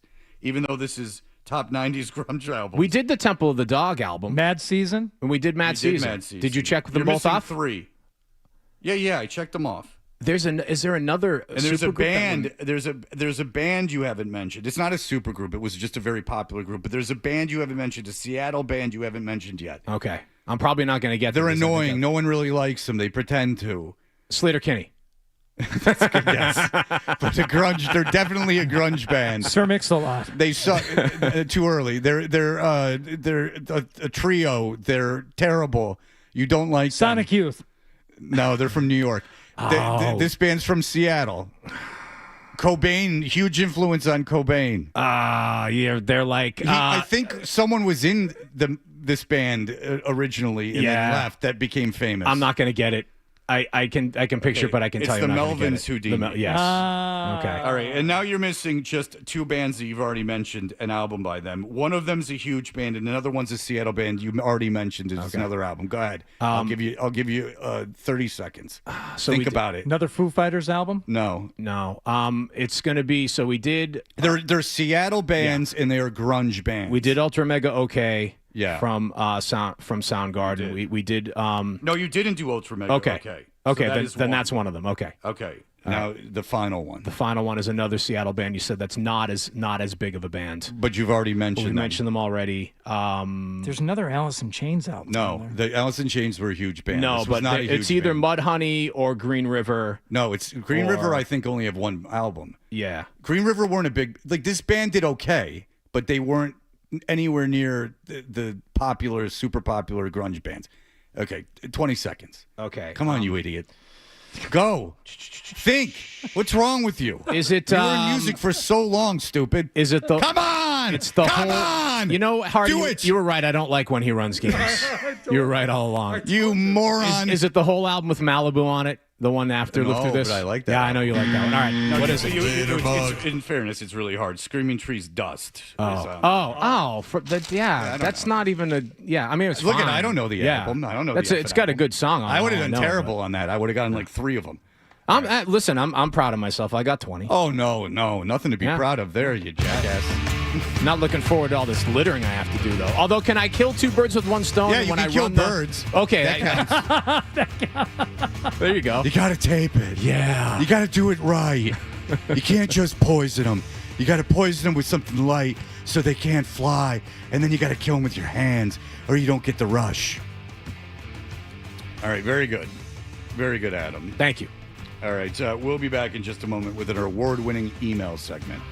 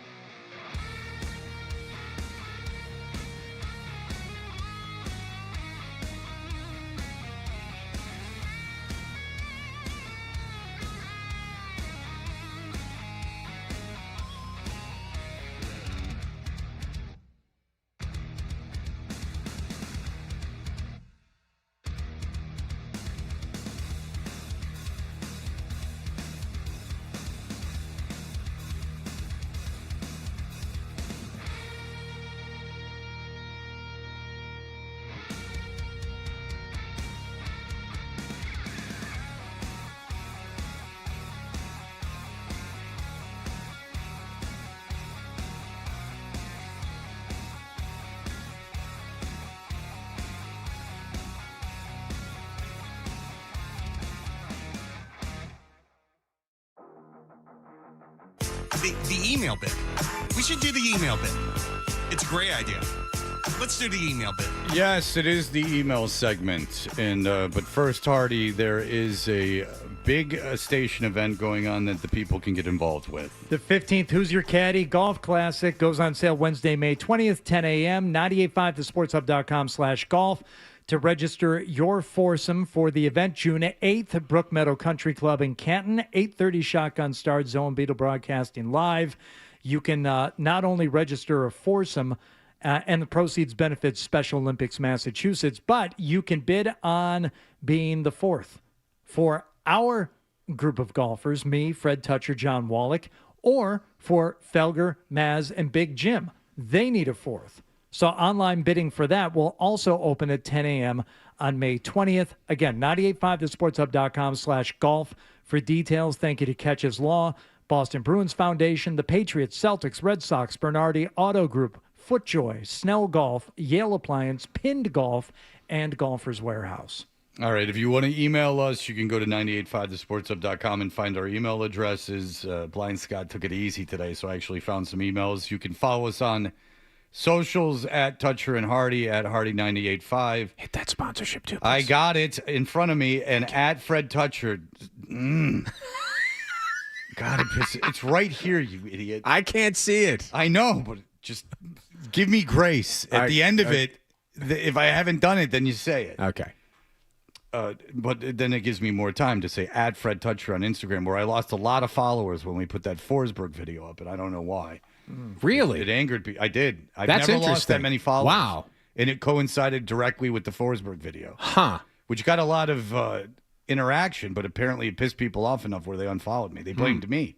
Did you do the sponsor yet? I'm doing it right now. The email bit is powered by Jeffrey Glassman Injury Lawyers. If you've been hurt in a car or work accident, you got to get Glassman. Don't just send an email. Call all sevens at 617-777-7777 or visit gottagetglassman.com. We played some bad songs, including one by a lady with gigantic breasts. And RC says, what's the name of the lady with the huge cans? Somebody I know would like this information. I just would Google huge cans and something around those lines will come up. I can't She's remember. got a big pair of cans. That's right. That's right. James writes, hello, gentlemen. Why would you play? We played a Machine Gun Kelly song he's put out with Fred Durst. Hello, gentlemen. Why in the world would you play this garbage Machine Gun Kelly? Eminem embarrassed him so bad on his fourth genre. He's on his fourth genre of music since then. He's had to cycle back to whatever you call this noise.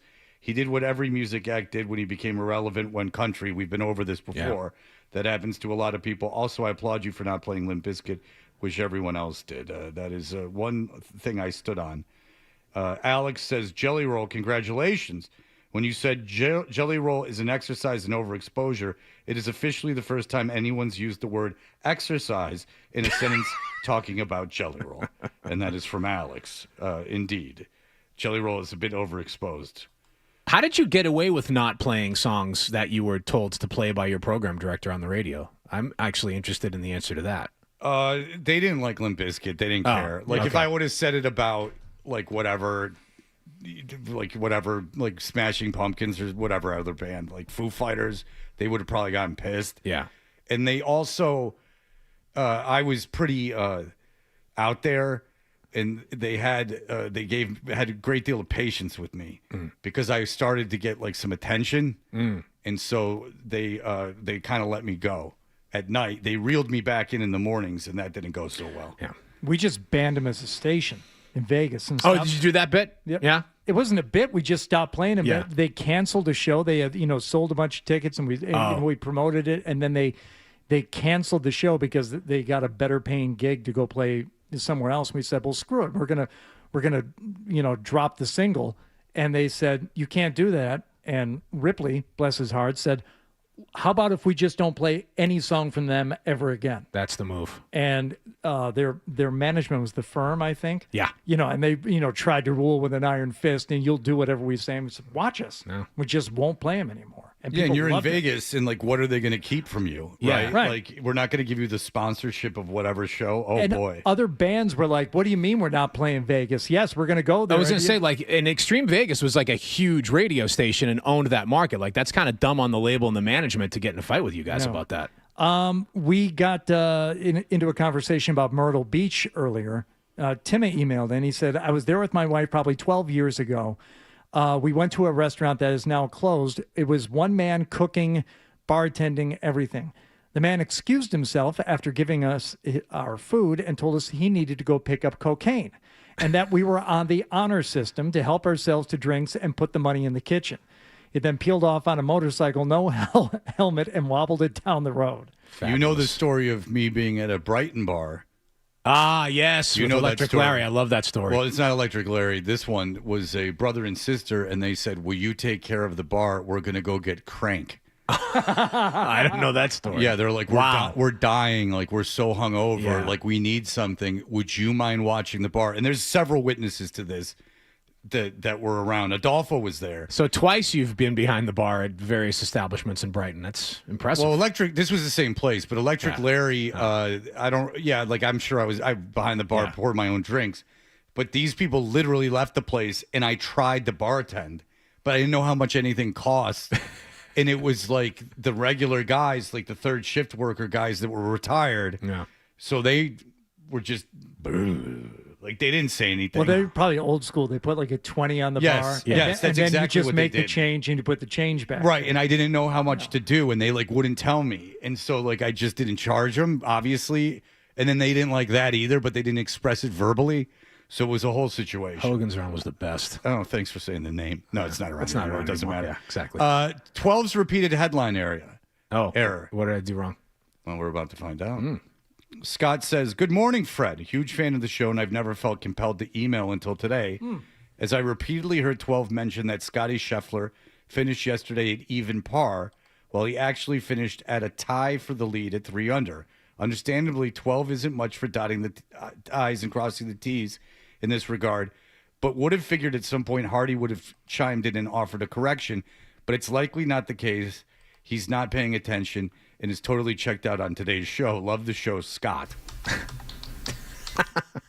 Yeah, you're typing enough over there. How did you get that wrong? I you know what? I probably screwed it up early in the morning and then copy pasted it to the other ones. My apologies. it You'll have John happens Wallach back on Monday. whenever you're doing headlines. I've given like the wrong score, said the wrong team, like all day. Neither Zoe or Beetle would ever say anything because you don't listen. You know, it's like when the mics go off and it's like, No, all you right, don't listen. it's time to Yeah. focus on the next thing. No, you don't listen. No. Tim also said about Myrtle Beach, he said they also spend a lot of money there for billboards telling people not to walk on the highways to get around. That's when you know you're among the creme de la creme. Please don't walk across the busy roads. Is that what it's like? Is there like a main strip at Myrtle Beach where you walk up and down to get to restaurants and bars? Yes, there Like is a boardwalk? Strip. Yeah. There is a strip. Oh. Absolutely. Here's one from Sean. You guys should treat the winner of the auction as we need a fourth for the golf tournament. Felger Maz also need a fourth. Treat them like any other person would be joining the fourth for your group. Get his name wrong every time. Say things like, nice shot, but we're not going to help you look for your ball. And then just have a conversations amongst yourself and don't include them. That's not going to be the case. No, you'll be part of our foursome. But there is the interesting exercise that you can play with 3 guys from the afternoon show, or you could play with us and who people would rather play with. Because it is interesting, because if you figure Felger and I cancel each other out, and then, but then it becomes, and you and Maz Hardy cancel each other out because you're both, guys with a lot of friends. You got to figure it really comes down to a contest between John and Jim Murray. The wall man against Jim Murray. I'd play with Jim Murray 10 times out of 10 over Wallach. You don't like Wallach? No. And Big Jim's a good time. Like I said, he's going to bring party favors. He's not going to be out there empty-handed. But you can't do them. What? No, but I like being in that atmosphere. Right. You like being like on the like peripheral of it. Yeah. Like you like being on the periphery. Yeah, like being around it. Yeah. It just gets you. I may not be having a good time, but I like to be around people who are having a good time. Yeah. I mean, they certainly make it. They certainly play quick. I mean, there's no question about it. But listen, I don't know. It's up to you. It's up to the audience. Who do they want to play with? Hardy says he's riding with the contest winner. He just said it. So that's fine with me. I don't care. So if Hardy rides with the you'll be sitting with Hardy. You can chat with us. I can tell you it's too. If you want me to try to be funny for 5 hours, it's going to be very, very difficult for me. I don't know if I can pull that off, Hardy. I don't know. No, but you're funny in your own way. People are you're a good time. All right, thank you. Wallach. Oh, who's going to pick that up? Oh, me, right? That's up to you. I'm perfectly fine with the paper being on the floor. Pick it up and throw it away. If you feel the need to pick it up, I'm not telling you to pick it up. I'm just saying if you would like to pick it up, pick it up. Now I want to listen to some Woody Guthrie this weekend. No, no, you don't. No, you don't. Stop that now. All right. Later, bug. The week's almost that over. Nick? Yeah, of course. Love it. All right. We will be back in just a moment to finish this whole thing up. Sports Hub headlines. Sox lost at Fenway last night 3-1 to the Phillies. They're off to Atlanta for the weekend. Connerly early takes the mound when the Sox take on the Braves tonight. First pitch at 7:15. The 2026 NFL schedule dropped last night. Here's a game to circle on the Patriots schedule. Sunday, November the 8th. Patriots host the Packers at Gillette Stadium. Tom Brady returns to New England for the first time as a broadcaster. That's a 4:25 game airing on Fox, obviously. And in the Stanley Cup playoffs, the Golden Knights beat the Ducks. Their series is over. Vegas advances to the Western Conference Finals to play Colorado. The Canadiens beat the Sabres last night. Montreal leads that series 3-2. Sports Hub headlines brought to you by Catches Law. At Catches, they specialize in helping those who've been injured, not only from a one-time incident, but from a lifetime of hard work and labor. Does it sound like you? Visit catcheslaw.com. My name is Adam 12 on Boston's Home for Sports, 98.5 The Sports Hub. Next update coming up after 10. You're listening to Toucher and Hardy on the Sports Hub. Coleman. It's electric. When you need an electrician, call Coleman Electric. From Boston to Bow, New Hampshire, south to Sandwich, west to Worcester, Coleman Electric has an office around your corner and up your block. Remember, it's not Coleman, it's Coleman. Kuhlman. It's electric. What's up, everybody? This is Adam from Central 44 Jeep Dodge Ram of Raynham, and spring has officially arrived. As the weather heats up, so do the savings during our Declaration of Deal sales event. Right now, lease a brand new 2026 Ram 1500 for just $379 a month for 39 months. Whether you're heading to a job site, the ball field, or a weekend getaway, the Ram 1500 delivers power, style, and capability New England drivers need. Don't wait; these deals won't last forever. Visit Central 44 Jeep Dodge Ram of Raynham or shop online at central44.com. Central 44 from our driveway to yours. Hi, this is Jonathan Gulliver, MassDOT's Undersecretary of Transportation and Highway Administrator. 7 World Cup games will be played at Foxborough's Boston Stadium in June and July, and game day changes everything. At MassDOT, we want to make sure that your travel is as easy as possible on game days, whether you've got a ticket or you're watching from home. So kick the drive, take public transit, and allow extra time for your trip. Check out mass.gov/World Cup for more information. Get ready for spring and get rewarded at Walgreens. Refresh your routine and feel your best this season, all while saving big. Get up to $150 in instant savings at Walgreens this week with digital coupons available in the Walgreens app. Just tap, clip, and save instantly right from your phone. It's incredibly convenient. Look for the lightning bolt on your favorite brands, including Tide, Olay, Always, and Pantene. Discover incredible value on the essentials you love, from household staples to personal care favorites. Offer valid 5/10 through 5/16 at participating locations. Restrictions apply. This past winter will certainly be remembered for severe cold and plenty of snow. Hi, this is Michael Ferrante with the Massachusetts Energy Marketers Association, and the members of our association are proud to have successfully kept over 800,000 homes and businesses safe and warm with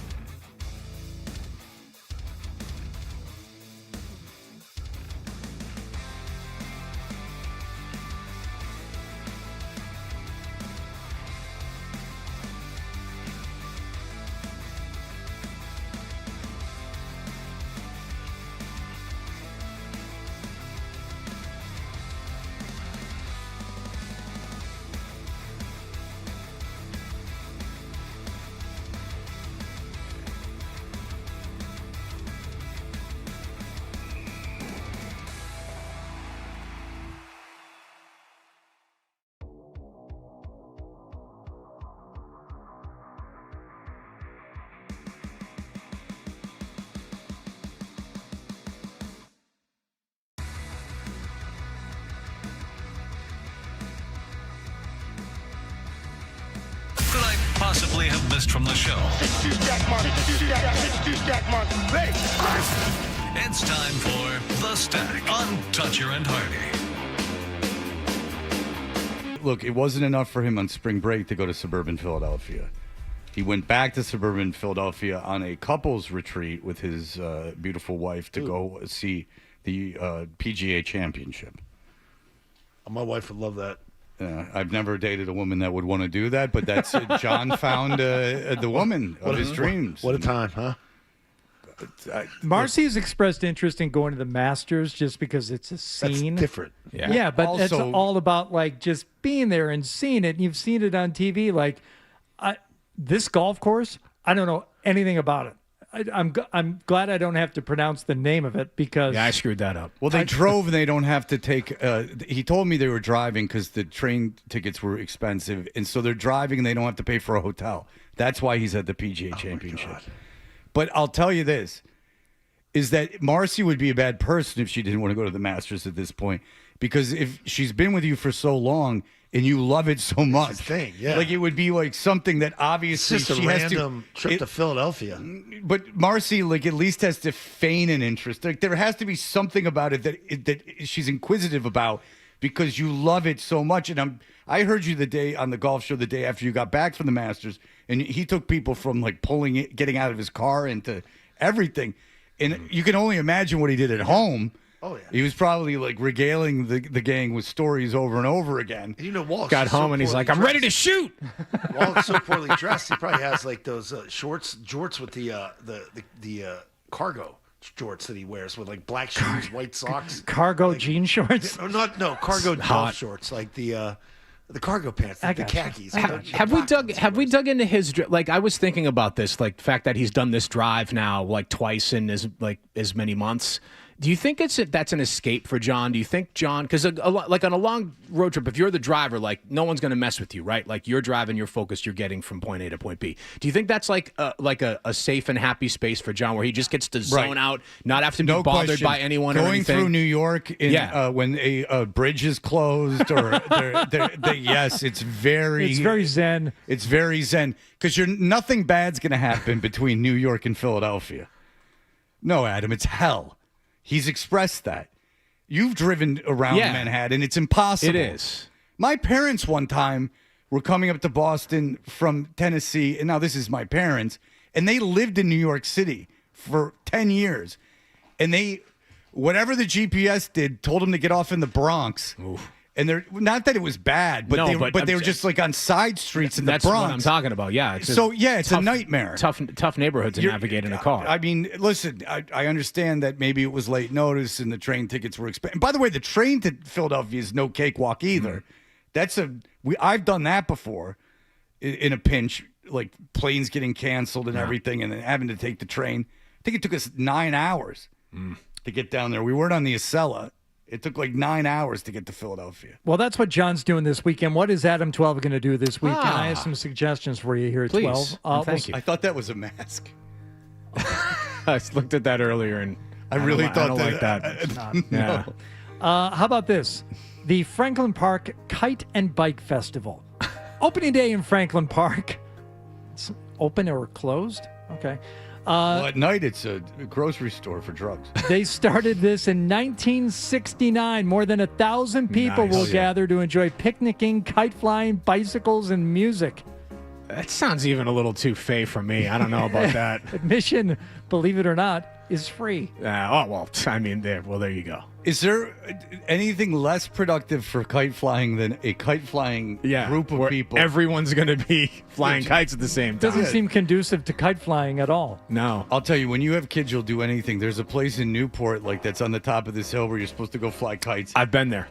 Yep. And then if you buy a kite by there, it's like $100 for the kite. Yeah. And then you got to sit there and try to get it up in the air. And I was like, I told my wife at the time, I'm like, take 1,000 pictures. Yeah.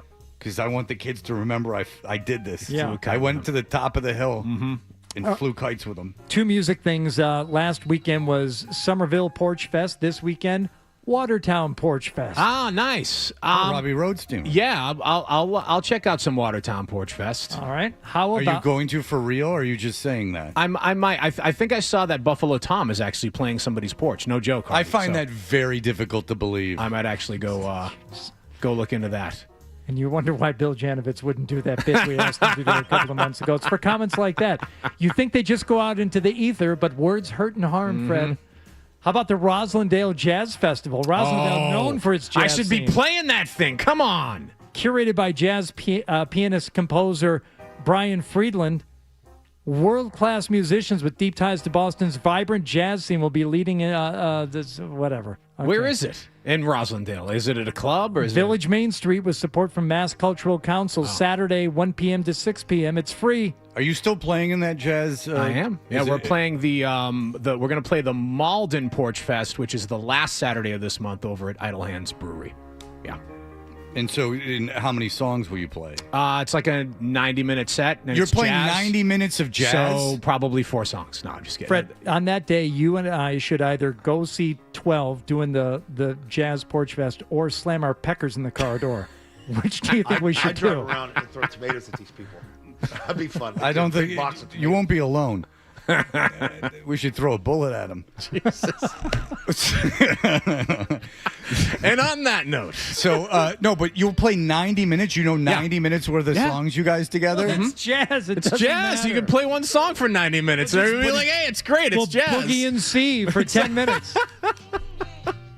C Jam Blues. That's kind of and a one. That's kind of impressive that you guys can play for 90 We've minutes. done two 90-minute sets. We can play for a long time. That's kind of how jazz is. Sucks Yeah, for me but- because I play the brass instruments, so that's a lot harder than playing a saxophone or whatever. But I put jazz on when I read, and like a really long jazz song is like 15 minutes long. Yeah. So That's what still did you a lot of what did songs. you want to play and your dad wouldn't let you? Did you want to play trombone? Yeah. Oh, that's what I play. So Because it was the cases, and the inside had that red felt. Yeah. And they always had the what's the end piece there?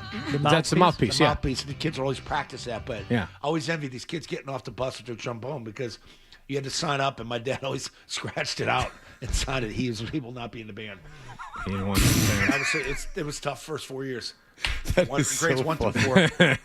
That is so funny. Everybody was in the band. All the cool kids were in the band, and Yeah, because you had to in elementary school. I played something called the baritone. Yeah. Yeah. Which is basically It's a valved instrument. It's the same as the trombone. It's just trombone has a slide valve. It's different. Yeah. Same pitch, same music you read. So that is so funny. You ain't making my kid one of them. Keep him out of the arch. Running around with that crowd. Trombone the next thing. Hey, hello.